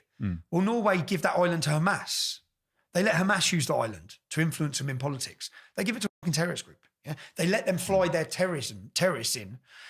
But there was a lot more to that. But what he done is, his words, not mine, I don't condone it, he was a monster. Yeah? But what he done is he blames the politicians for letting the migrants in, and the Somalians, the Islamisation of his country, he blamed on the politicians. Now there's a camp where all the politicians and the wealthy send their kids, which is the equivalent of the Labour Party. It's their next generation of leaders. That's right. He targeted that camp. Right. These were kids, innocent kids, and he hunted them down and he shot them. He planned it for 8 years, 10 years. Now, the media, again, omit the truth. They omit things. So they said he was an admirer of the English Defence League. But I at the time, obviously, he done that a day before my wedding. I remember it. He'd done it a day before my wedding. And I was like, fuck, man. And it was out everywhere, all over the world, that he had meetings in the UK. Yeah. And they're trying to put it on me. And I'm thinking, I don't know this guy. Right. And then in his manifesto, he said the English Defence League are naive fools. But he talked about, it took him 2 years to write his manifesto. So in the start, when we started our movement, no one knows who we are. We're on the streets. He spoke well of us. By the end of it, he called us race traitors and said that we are naive fools who think democracy can solve these problems. And we're, and the only way to solve it is violence. That was his thing. But the media left all that bit out and just said, he talked well with Tommy Robinson and the English Defence League, and he was radicalised by us. That's what they pretty much tried to say. Ignored the fact that he was radicalised by the Islamisation of his own country and his government's failures. What did this fella Tom say when you confronted him? I said, Tom, and he's obviously thinking, how the f*** do you know that? The film ain't out. Yeah. I said, Tom, and then Tom was talking at you said the Tate Gallery earlier, something about Tate. He was talking at the British Film Institute in London. Oh, yeah. Yeah. So he's talking, and I see, this is after the documentary comes out. So I fell out of him. No, before that, I was still talking to him, but I said, you bastards. He goes, do you know what it is? Channel 4 just wouldn't put it out. You come across too well. So you come across too well. So they had to put voiceovers in. They had to cut and edit this. They had to give a slant. They had to. He goes, because it couldn't go out. This is the problem with the mainstream media. And this is, sorry to cut you there, because I get so wound up by this. And I understand how it happens, because it's not probably, it's not Tom's fault from what you've told me so necessarily. It's the groupthink of it. And there's a whole battle right now, because obviously I'm implicated in the whole thing going on right now, influencers versus the mainstream media, that Keir Starmer, attacking Elon Musk and all of these things. And there are a lot of things the mainstream media has that we don't. They have duty of care. They have lawyers that can check everything and make sure, and that's something we should have, and we can't afford to do those kinds of things. However, they have this huge groupthink where if anything is slightly not what's expected, nobody in that group is going to stand up and say, hold hang on, guys. He's all right. He's all right. Yeah, no one That's will what do that. Tom should have said. Well, actually, he's all right. Yeah, but and he's not racist. And But he would have lost his place or whatever. They would have looked down on him. he won awards for this film. So this film, he's then. So I see that Tom Costello has an evening at the British Film Institute. Yeah, talking about his time with the English Defence League. So I think, okay. So I booked 2 tickets, and I went with my Ghanaian mate, and I put a burqa on, a full niqab. Yeah? Shut up. I swear to God, I fully niqabbed. What are you talking about? I swear Have you got a picture? Yeah, there's a picture in my book. The story's in my book. Send it to us later. We'll pop it in. It's in there. And do you know what? We met up at Selfridges. I put this fully niqab on, and I'm in the car. My mate's a black Ghanaian lad, and I'm in the car, and we're in a taxi. And as I'm sitting and people look at me in the taxi, I'm like, and they're looking so shocked. I'm going, you get the car next to me. We need to do a series of you dressing up in every religious garb and like different things and just saying wankers to people. I've done the rabbi as well too. So I dressed up in a niqab, and I've gone walking straight in with my ticket with my mate, and we're sat 3 rows back. So I'm sitting in this room full of people. The whole discussion is Tommy Robinson. Yeah? He's getting interviewed. I'd already said to my mate, what I want you to ask him is, was Tommy racist? Yeah, get that question into him. Yeah. So we're sitting there, and he's standing up, and he's talking about my mate Jim McDade. Now Jim, unfortunately, ended up becoming homeless. He's ex-forces. Jim was an ex-paratrooper. But he said that Jim always had a tool on him, a gun. Yeah, this is what he's telling this crowd. So he's implying to this crowd that he's gone undercover into the English Defence League, which was dangerous. It's like, I get it. I get what he was doing. He was selling the work he's done with bullshit, flouring it all up, yeah? Jim has never had a gun on him. Right, Jim's a tough lad, but Jim was by my side the whole way through it. But he never had weapons on him or guns. So he's implying all this story, and he's bigging it all up, and he's talking about, what was it like? And we spent all this time, and we went to demonstrations. And as he's doing that, my mate puts his hand up and says, so you got to know Tommy? He says, yeah. He goes, I just want one simple answer. Was he a racist? And he says, yes. And I just went, boom. Did you? Yeah. And the whole room just went, what the fuck? I said, first off, do we think we should ban the niqab? Yeah? Okay? I've been sitting here listening to everything you're saying for the last hour. Yeah? And he was just like, Tommy, can we talk outside? I said, no, don't talk outside. Talk here. You just said I'm a racist. You know I'm not a racist, Tom. You spent time with me. You've met my family. You've met my friends. You've met my loved ones. You've met my kids. You've met everyone. You know who I am. Yeah, and it pissed me off. If it had said, yes, he's strongly opposed to Islam, but he sat there and then he was like, oh, let's talk outside. And security with it there. And they said, when you walked in, I knew it was a man. That's what security said. I said, yeah, why didn't you say something then? Too scared to say something, weren't you? Because it's a niqab. Yeah. So you know a man's wearing a niqab, walking into an event, you know it, but you're too scared to say anything. Good thing you're not as tall as me, though. Yeah, I looked like a little short fat bird, didn't I? I wore gloves and everything. I wore the full lot, man. Yeah. You don't want hairy palms or whatever. I wore the full lot. And even my mate, when he went in to buy it, like, we were having a laugh about it. But and then Tom, and bearing in mind what he'd seen, so in the first time I met Tom and the Channel 4 lads, I had a litre bottle of vodka, and I filled it up with water. And I know what these journalists expect of who I am. I'm leading the English Defence League. So I've gone in the cafe, the coach is there. We've got a 50 or 60 seater going to Blackburn for a demonstration. Probably our 3rd or 4th demo. It was when everything was going big, yeah. So I've walked in, I've got a paper bottle, I've gone in, it's a litre bottle of vodka, but it's water, right? I've walked out and the 2 new journalists are standing there, and I necked the water and I fucked the bottle. I said, it's in demo day. Yeah. And all the lads like it. And I went over and shook both their hands. I said, right, lads, how you doing? I said, my name's Tommy, but I'm just taking, and I was just taking the piss. But we get, and you can see this is on their documentary. Not me necking the vodka, but we get on the coach and they say, what's the plan today? I said, I'm kicking it all off today. It's all kicking off. They said, what do you mean? I said, groups have tried to align themselves inside our movement. I know their names. They're the North East Infidels. I know who they are. They're the North West Infidels. They've not done enough to be kicked out publicly, but they are recruiting for the far right within our movement and our crowd. Yeah. So today we're going to put it to bed. You say, how are you going to put it to bed? I said, I'll show you when I get there. So I get up on stage and I call my mate up, Gurmit Singh. Gurmit Singh done more to break race barriers than anyone else. Gurmit Singh was a Sikh leader of the English Defence League, a great lad as well. I still hold him as a dear friend. Yeah? He's a brilliant lad, brilliant personality. And I've got Gurmit up on stage. I said, come here. And I hold his hand. I said, if you're in this audience and you don't like what you can see here, yeah? And I had to do this. Essentially, we'd ask the police, if anyone turns up, Dr. Martin bomber jackets, don't let them in. If you've got intelligence at their National Front and they're Nazis, don't let them in, or it's going to come to clashes. So I had to make the decision. I'm the leader of a street protest movement. Remember, I weren't a politician. Yeah? I'm the leader of a street pressure movement of lads, really, young lads. and we needed this divide. So I called Gurmit up, and then I said, right, if you don't like what you see, this is us. You know, this is my England, yeah? This is what we're standing for. If you are opposed to this, you're in the wrong crowd, lads, yeah? I said, I'm now going to read your names out. And I said, because I've been following you, yeah? So North East Infidels, Alan, can I mention his name? Alan Smith, show yourself, yeah? You racist little bastard. So I went through their N-word this, N-word that. They're going, that's totally against what I've been brought up with. So I said, show yourself. And then you see a big crowd. And it's on the documentary. You see a load of them coming. And they've all got Combat 18 t-shirts on, skull and crossbones.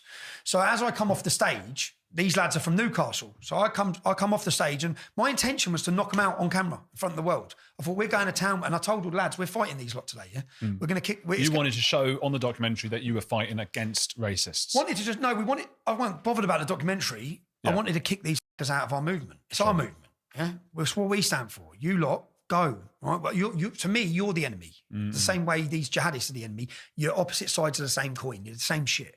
You're going today, yeah, and we're kicking off because they hadn't done enough. So we'd seen them looking at them, thinking first of all like the Welsh Defence League, they come dressed normally like lads.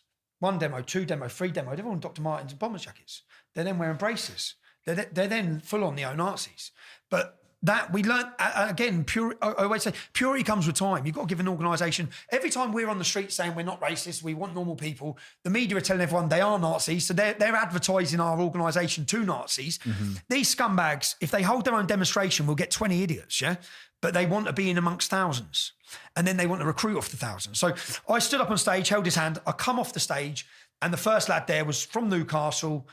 Who are you, Alan? Whack. I cleaned him out, yeah. I got done for it. I cleaned him out. Then we come off, and they're all trying to get to us, and it's all the crowd's going mad.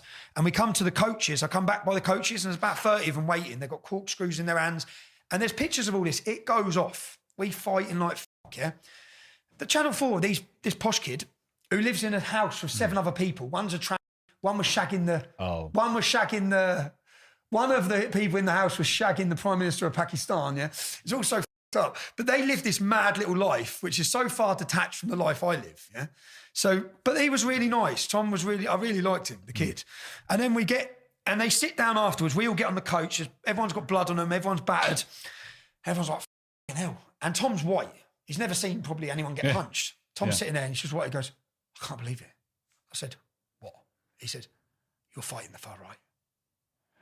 He goes, no one I know is going to believe this. Yeah. But do you know how the media portrayed that? English Defence League fight each other. That's what the headlines were. There was trouble on the streets, and it's the English Defence League fighting each other. Now, that decision to do that day was the best decision I made for the movement, because I then went home and made a video.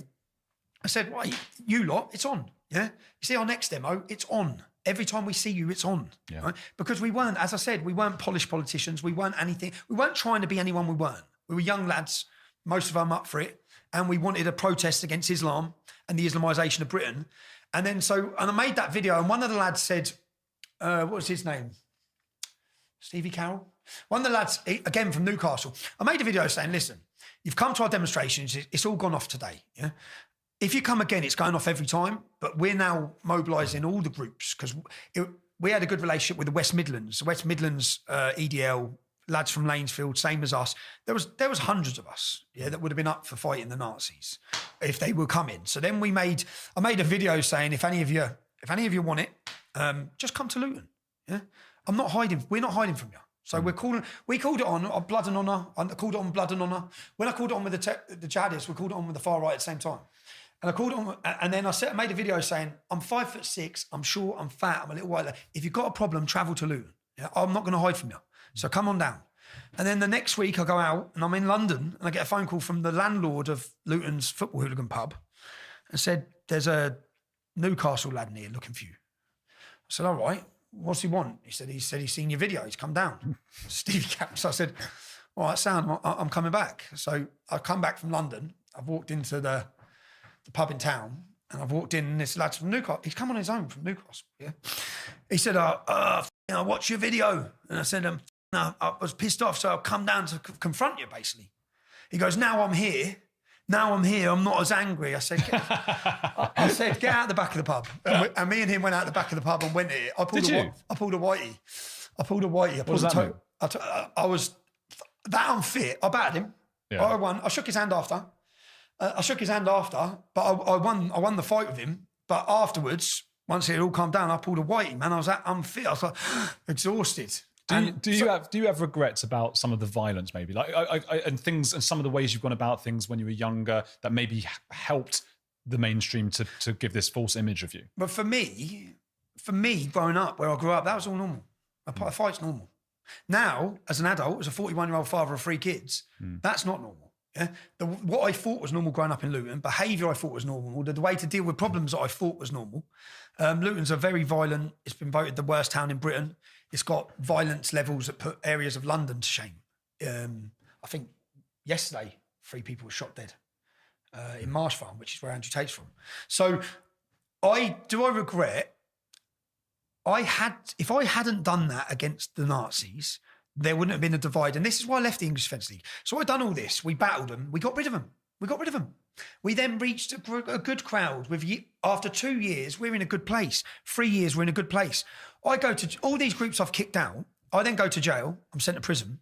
2012? 3 years into the leadership of the EDL. I'm sent to prison. I come out of prison and I see all these groups have been at our demos with their flags. And I remember, I'm the face of the EDL. What was the EDL? It's my face. That's not me. You're not doing that shit in my name. So then I thought again, now I've got to kick more people out. Because whoever organised that demo and they've got to go. And then it just adds, each time, do you know my time? All my time was spent battling, not battling Islam, what I should be talking about. Not my energy was consumed fighting the problems within the own movement. The racists. The far-right racists. That was what my time was done. So then each time I'd get an opportunity to discuss the topics I want to discuss, I'm sat on a news show and they're showing me some moron at an EDL demo shouting something stupid, or in an interview being a racist prick. And I've got to then defend that or answer it. But what about your own behaviour? I mean, just there was a drug issue, wasn't there? And there was the fake passport. I mean, that was ballsy. Bloody hell. Yeah, I don't see a problem. The drug issue, again, ever took drugs? Tell the truth. Yeah. So let's talk about your drug issue. Yeah, but I didn't get caught, mate, did I? I was young, man. And again, at 41, what was I, 25? 25, got arrested in town, searched when I started the English Defence League. Don't get me arrested as well, mate. You know what I mean? Everyone watching this, people come so judgmental. It's like, look, I was a normal lad. Was it just consuming, though? Or were you... I was just consuming. I had a half a gram in my pocket. Of the white stuff. Yeah. And listen, do I regret that? Yes. Do I regret every part of it? Yes. Would I speak against any drug use? Yes. Even in the sense of, do you know, we become accustomed as working class lads to think this shit's normal. To think that every time you go out a pub, you take drugs. You know, that's what everyone does. Sit back in kitchens without realising the negative effect. I realised the effect it had on my life. I realised the problems it caused my life, and that is not normal. And that if you want to feel good and you want to succeed, you feel so much fresher being fresh, being alcohol free as well. Like I didn't used to. It come to a point. Someone described the English Defence League as a drinking club with a website, because at times it was. It was brilliant. It was brilliant. What about that passport thing? Okay, I ask a lot of guests this, and I don't mean it in a bad way, but that's a very risky thing to do. You must have been on the plane going, bloody hell, they're going to let me in. I'm using a fake passport. Was it to get into Canada or America? No, what I've done. So we start the English Defence League. I've been to America 3 years in a row before this.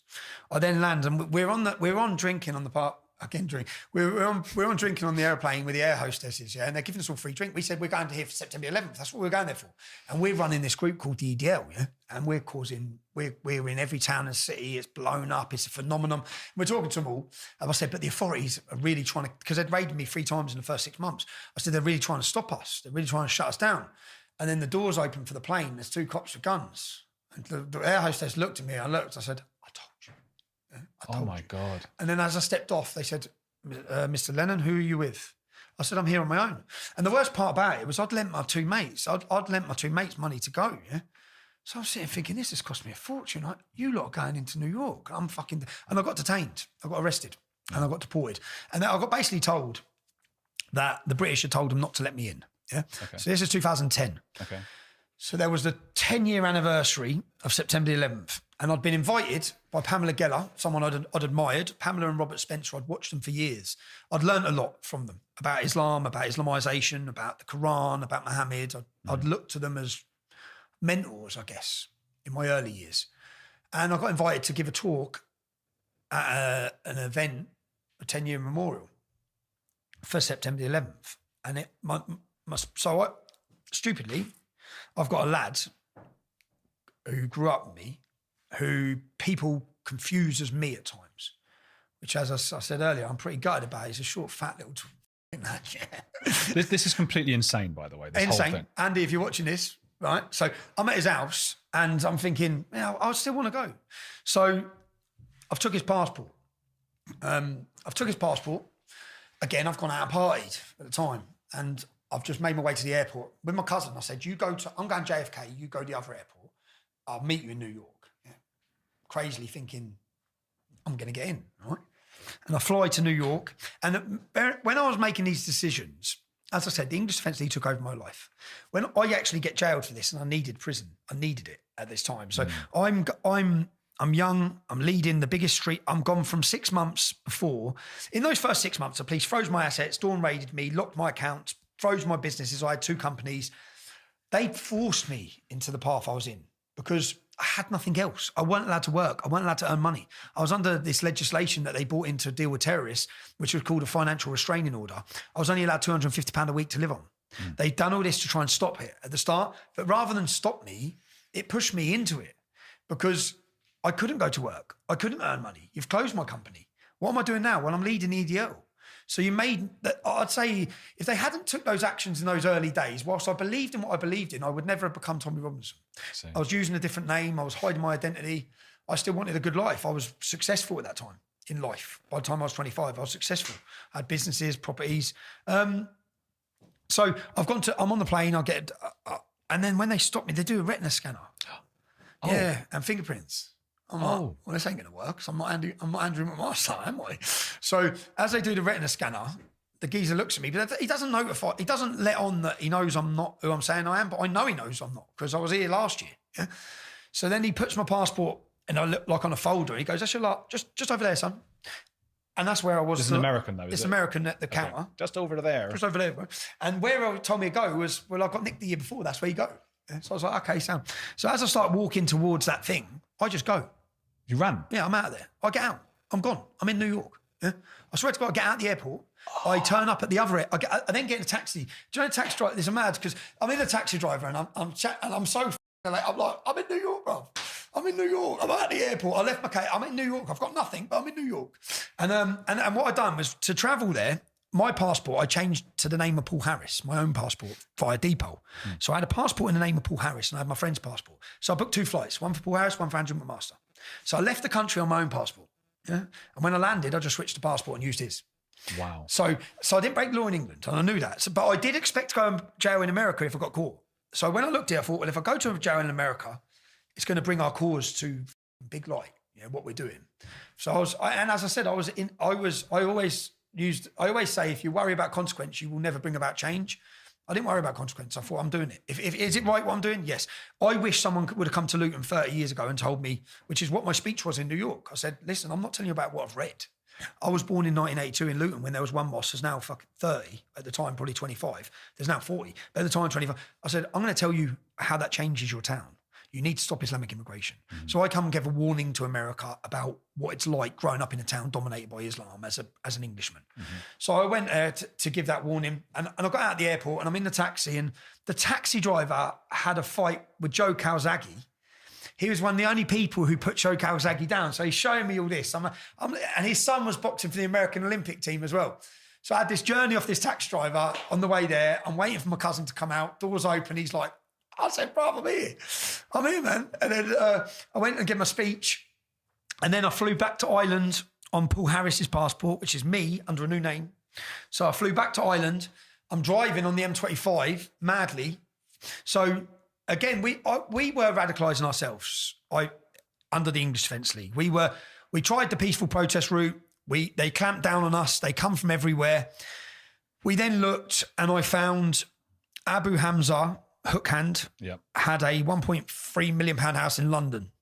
He had 4 children, only one of them living with him. And we were on our way there. So we rented a van, a lorry, and we went in the back of a Luton lorry, about 50 of us. We're on the way there and we were going to video it, and we were sort of got to the point where, and we got 3 paedophile groomers addresses in Oxford. So we were going their houses as well. And we were going their houses to tell them, I was going to read a pre-prepared statement to Abu Hamza saying, you have 7 days to vacate this property. This property is for an English family and not a terrorist. You're a jihadist, you're the leader of a terrorist organisation. You shouldn't be here. You should be interned in our eyes. So we were at that stage where we didn't have weapons, we didn't have anything. We went there to video and message. We didn't go there to attack their houses.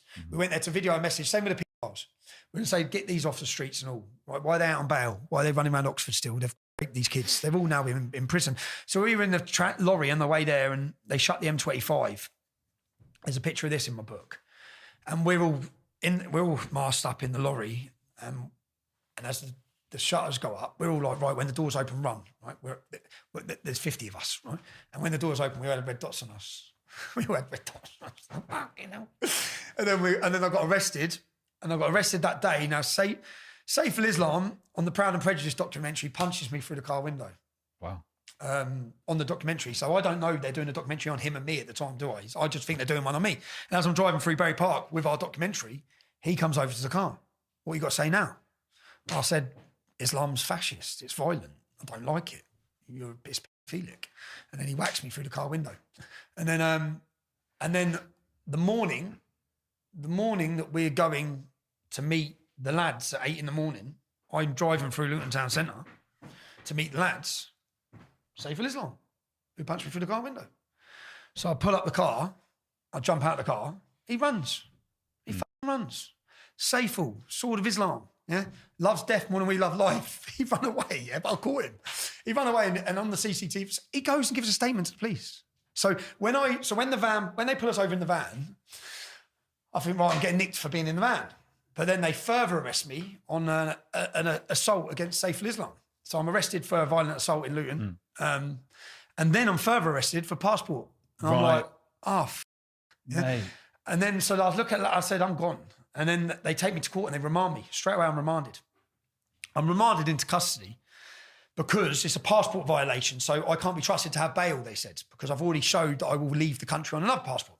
So I'm in solitary confinement in HMP, start in Wandsworth, and then every 28 days, so you're only allowed to do 28 days in solitary confinement because of mental health. So after 28 days, they transferred me to Bedford. Then they transferred me to Wood Hill. Then 28 days later, they put me back to Wandsworth. 28 days later, they took me to... All solitary? All solitary, yeah. How was that? I needed it. Yeah, I needed it. Right. So I needed it. So at that time, as I said, my life became the English Defence League. I guess I was self-radicalising myself. But I was getting angrier and angrier. I was a young man. I was looking at the terrorism, looking at jihadists, finding out more about the grooming gangs around the country. I was furious, not knowing how best to address that. As I said, we wanted to address it by setting up an EDL sort of hit squad to tell the terrorists, you need to leave, which was bringing it into, a sectarian side of, and then, so when I'm then sat on solitary, and I knew then it's the first time I'd had to slow my life down, the first time I'd had to address where I was in life, what was I doing, what effect is this having on my family, where am I headed with this? And I sat down in there, and I needed to be there, and I knew I needed to be there. I've got a good mate called Sean Atwood. You know, I know Sean Atwood, yeah. Been in prison. He was 5 years or so in Arizona, and I was having dinner with his family because he lives down the road just the other day with his parents. And I just thought, I need to ask this. And I said, guys, do you ever think Sean, who's like sitting and laughing with me all the time, do you think Sean might be a psychopath or on the spectrum? And they went, oh yeah, Sean is, but he's a nice one. This is parent. It's so funny. And I wondered, the stories you're telling, the way sort of the risk that you take, a little bit like Sean, do you think you might be on the psychopathy spectrum? Am I a psychopath? I'm not stopping. What does that mean? It means I'm not stopping no matter what the cost. But do you think, as in I don't think that means I'm a psychopath. I mean, it means I wholeheartedly believe in my cause. I wholeheartedly believe that this country is headed to conflict. I wholeheartedly believe that the Islamisation of this nation is detrimental to the British people. Do you get sad watching a sad film like where someone's dying in it or something? Do you cry in a film? Yeah, I'm not a psychopath, but I have feelings. Yeah. But yeah, Sean says he does as well, but then I'm pretty sure. You question it. No, I just believe terrorists shouldn't be on the streets of our country. Muslim gangs shouldn't be raping English girls in every town and city. Yeah. And I believe someone's got to confront them. And at that time, we confronted them. Oh, And our confrontation of them is what brought about the arrests of grooming gangs. No, I agree. It's the risk taking with like the passport and stuff, and being able to survive solitary confinement. That takes like a sturdy. It didn't affect me in 2011. It did, but it didn't affect me the way it did later years. I would panic about that. Yeah, I needed to be there. I knew I needed to be there at that time in my life. I needed to be there. I was sort of probably out of control in who I was. I'd become someone very different in those 2 years of leading the EDL. I'd had terrorist threats, terror plots, house attacked continuously, fire bombings, police raids, investigations, travelled 15 major cities with thousands of men. My life had gone mad, yeah? And I was doing as best I could to lead what I thought was the right decisions, didn't have a surround team to help me. It was just, right, we're going here, we're doing this. Right, they've done that, we're going here. So in that time, yeah, and when I went to jail, I knew I needed to be there at the start because I needed to slow down my life. I needed time to think. And as I said, when I come out of prison, I then see all these groups. And the BBC had contacted me to do a documentary work on a documentary. And then as soon as she rang me, what was her name? Gin. She was a Scottish girl. I said, I'm leaving the English Defence League. Okay. I said, I'm pissed off. I've had enough. I'm leaving. Yeah. And then Lee Rigby got beheaded. Oh yeah. So I made the decision to leave. Okay. I told my family I'm leaving. Yeah. Lee Rigby got killed on my son's birthday. I remember I was sitting in my house. This was for those who don't know, outside the UK. Lee Rigby got beheaded. He was a soldier. He had a Health Heroes thing on, going for his jog outside his army barracks. 2 converts pulled up. Now, the mad thing is, you see Michael Adebolajo. I'd made a video about Michael Adebolajo the year before. We were onto this group. This group weren't prescribed. They weren't a terrorist organisation. They made them a terrorist organisation because our tactics were to chase them. We turned up where they were. We turned up in vans. We turned up in the back and jumped out with balaclavas on. We were running after the terrorists to confront them because they'd abused us. It started when they attacked our troops in Luton. But our tactic, because they kept going on about the English Defence League tactics, I was like, our tactic is to go after these terrorists that you should be going after. Abu Hamza stand on the street in London in front of hundreds of Muslims, telling them to go to war with us, and you're standing watching. Right? We don't want this anymore. We want them gone. And then after a few years, they then prescribed them. But Michael Adebolajo, I made a video about him in Aylesbury the year before. Is this one of the terrorists? This was the main one who the other one was a bit of a doofus, but he was the brains and he was the intelligent one who led the attack on Lee Rigby. Right. He was the one who handed over the verses. He handed a woman 52 verses in the Quran. No one talks about this. He gave a woman in the street, he gave her a piece of paper, and it was the 52 verses in the Quran that instructed him to kill Lee Rigby. Wow. Yeah, no one talks about that. And then they portray him as mad, whereas he was following the scripture to the words. He'd done it to the word. But when he killed Lee Rigby, I remember sitting at home, and again, I was like, this hasn't just happened. Because remember, I sprung into my activism because they attacked the soldiers in Luton. I then was arrested when they burned poppies on our Remembrance Day. I was arrested then for jumping a fence I grabbed their ISIS flag, yeah? And I was charged for that. So we'd had a close alliance and admiration for our armed forces, and now one of them's been beheaded. And I remember sat at home and I said, I'm off. Like, it's my son's birthday and all. As I said, bad dad. But I said, and then stories started coming out in Woolwich that there was groups of Muslims on the streets screaming Allah Akbar, celebrating. So we turned up in Woolwich, probably 150 lads, balaclavas, lads were wearing balaclavas, stupidly. And we turned up there, and I remember, I still remember that day. And I remember then after that, I organised a walk for Lee. And it was the first, because we had a bit of a clash with Bedfordshire Police. And as we walked past, we done walks for Lee in 50 cities, where peacefully we walked through the city to lay flowers at the war memorials. I remember walking past Luton Police, and they all took their hats off as we walked past, as we went into the town. There was no confrontations in any of those towns and cities. 2 cities, Sheffield, the lads were stopped by Muslims from getting to the war memorial. And then we done a national rally there the next week with 1,000 men instead of 100 men. But we were a pressure movement. And some of the things, as you said, some of the ways, if I could do it all again, I learned a lot. I don't regret the mistakes. I don't regret entering America. I don't regret the imprisonment. I needed it at that time in my life. I don't regret any of the mistakes I've made because they've helped me learn and become who I am now. Listen, I've got one more question for you, but first, where can people help out? Where can they find you? Where can they follow you? Well, thankfully, thanks to Elon Musk, which must actually really hurt. I actually take massive pride in this and enjoyment. Hope not hate have worked tirelessly with a kitty of millions of pounds to destroy our voice and our credibility, and we are more credible and louder than ever before. So the mainstream media, the biggest weapon that the establishment have, you haven't worked. It hasn't worked. People hate you, not us. You expect them to hate us. You've tried to make them hate us. They don't hate us. Yeah. They like us. They hate you. So I believe, where you can find me, and I currently face 4 years in prison. I will return to the UK. I'm holding a rally on the 26th of October. The purpose of that rally is to show the British public you have rights. It's your right to peacefully protest. It's your right to freedom of assembly, and it's your right to freedom of speech. They want to now create fear, so you self-censor. Don't self-censor. They can't, do not let them win like this. Each one of those men who have been imprisoned unlawfully, they are political prisoners right now in Great Britain for their words. They were rightfully angry. We're going to show you in a documentary why. Come out on the 26th of October and have a joyful festival atmosphere to celebrate Britain, celebrate what Britain is, celebrate who we are. We are known, it's in our DNA to fight and resist tyranny. It's who we are. So whether that's tyranny coming from Adolf Hitler or whether it's tyranny coming from Keir Starmer, we will resist it, and we'll resist it peacefully in the most peaceful way. And do you know what a massive you that will send to the establishment is to be peaceful, put smiles on your faces. We've got music, we've got comedians, we've got a great film, and then 2 days later I'll go to jail. And when I come out of jail, I will continue with my work, my activism, my films with more credibility. So thank you, Keir Starmer, and thank you, the judge who sends me down, because you are literally waking more people up than I could ever dream of. Who's a heretic you admire? Who's a heretic I admire? I'll tell you who I admire. I admire my mum.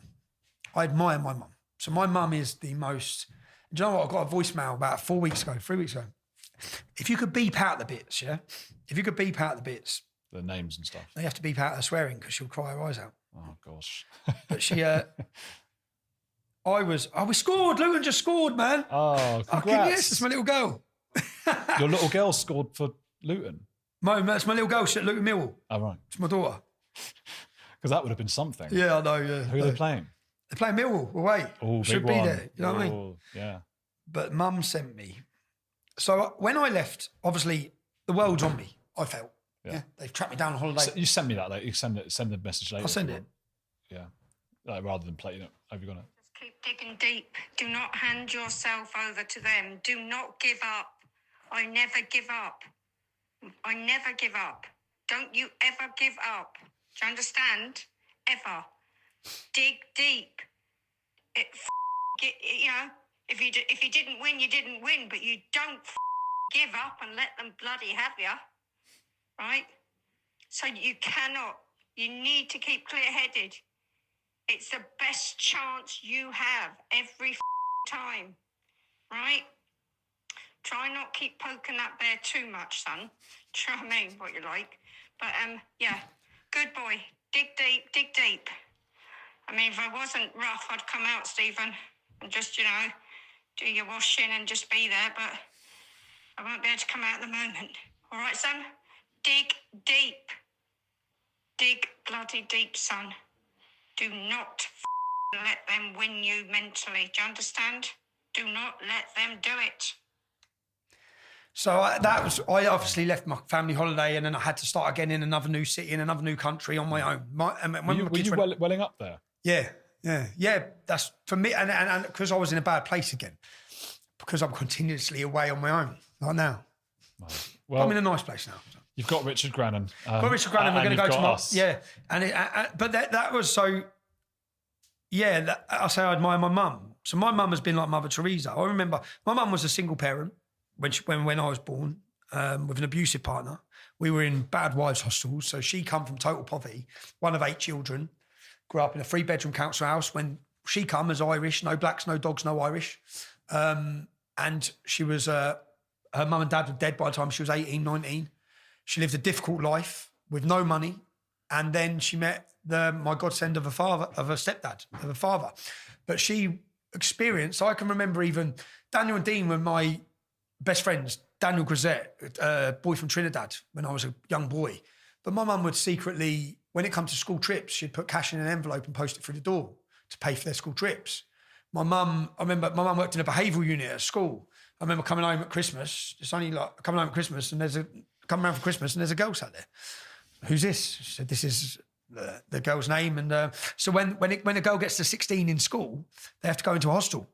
If they're out of house, so from foster care, they go into a hostel. So my mum wouldn't let her go into a hostel. So my mum brought her home and kept her, and until she got a job, until she found her life, until she could support herself. So my mum is a woman, and that message there is because my mum's seen me go into dark places sometimes, and when my kids left and my family left, for me that inspired me to. Well, I want to put on another demo. I'm making a film now. I'm thinking I'm fighting back. Essentially, I'm better when I'm in a fight. You're making her proud. Well, she don't want me to do all this either. So that's mum saying, don't let them break you, because they're trying to mentally break me and destroy me, and they have done. And I'll now do 2 years in solitary confinement. Don't give up. My mum has had stage 4 cancer twice. Yeah, she's never give up. Wow. She's 4'11", little Irish lady. I remember laying in Winchester prison. My mum had a 12-hour operation that they didn't know if she was going to make it. And I was waiting for the priest to come and give me the info. It's the worst day I've ever had in my life. I remember crying my eyes out thinking what a bad son I've been and what worry I've put her through. Man, well, she sounds like a wonderful lady. She is, yeah. Tommy, thank you. People, please do go and find out more. We'll put links below to Tommy's event and to his X account and all those things. Keep watching this channel. Hit that like button as well. Go check out Richard Grannon's several channels. What should we say? Strongest Argument? Yeah. Go check out The Strongest Argument as well. That's Richard Grannon's new channel. It's got an interview already up there with Tommy, which is a brilliant one. Maybe even better than this one. So go check that one out as well. And keep on watching all those things.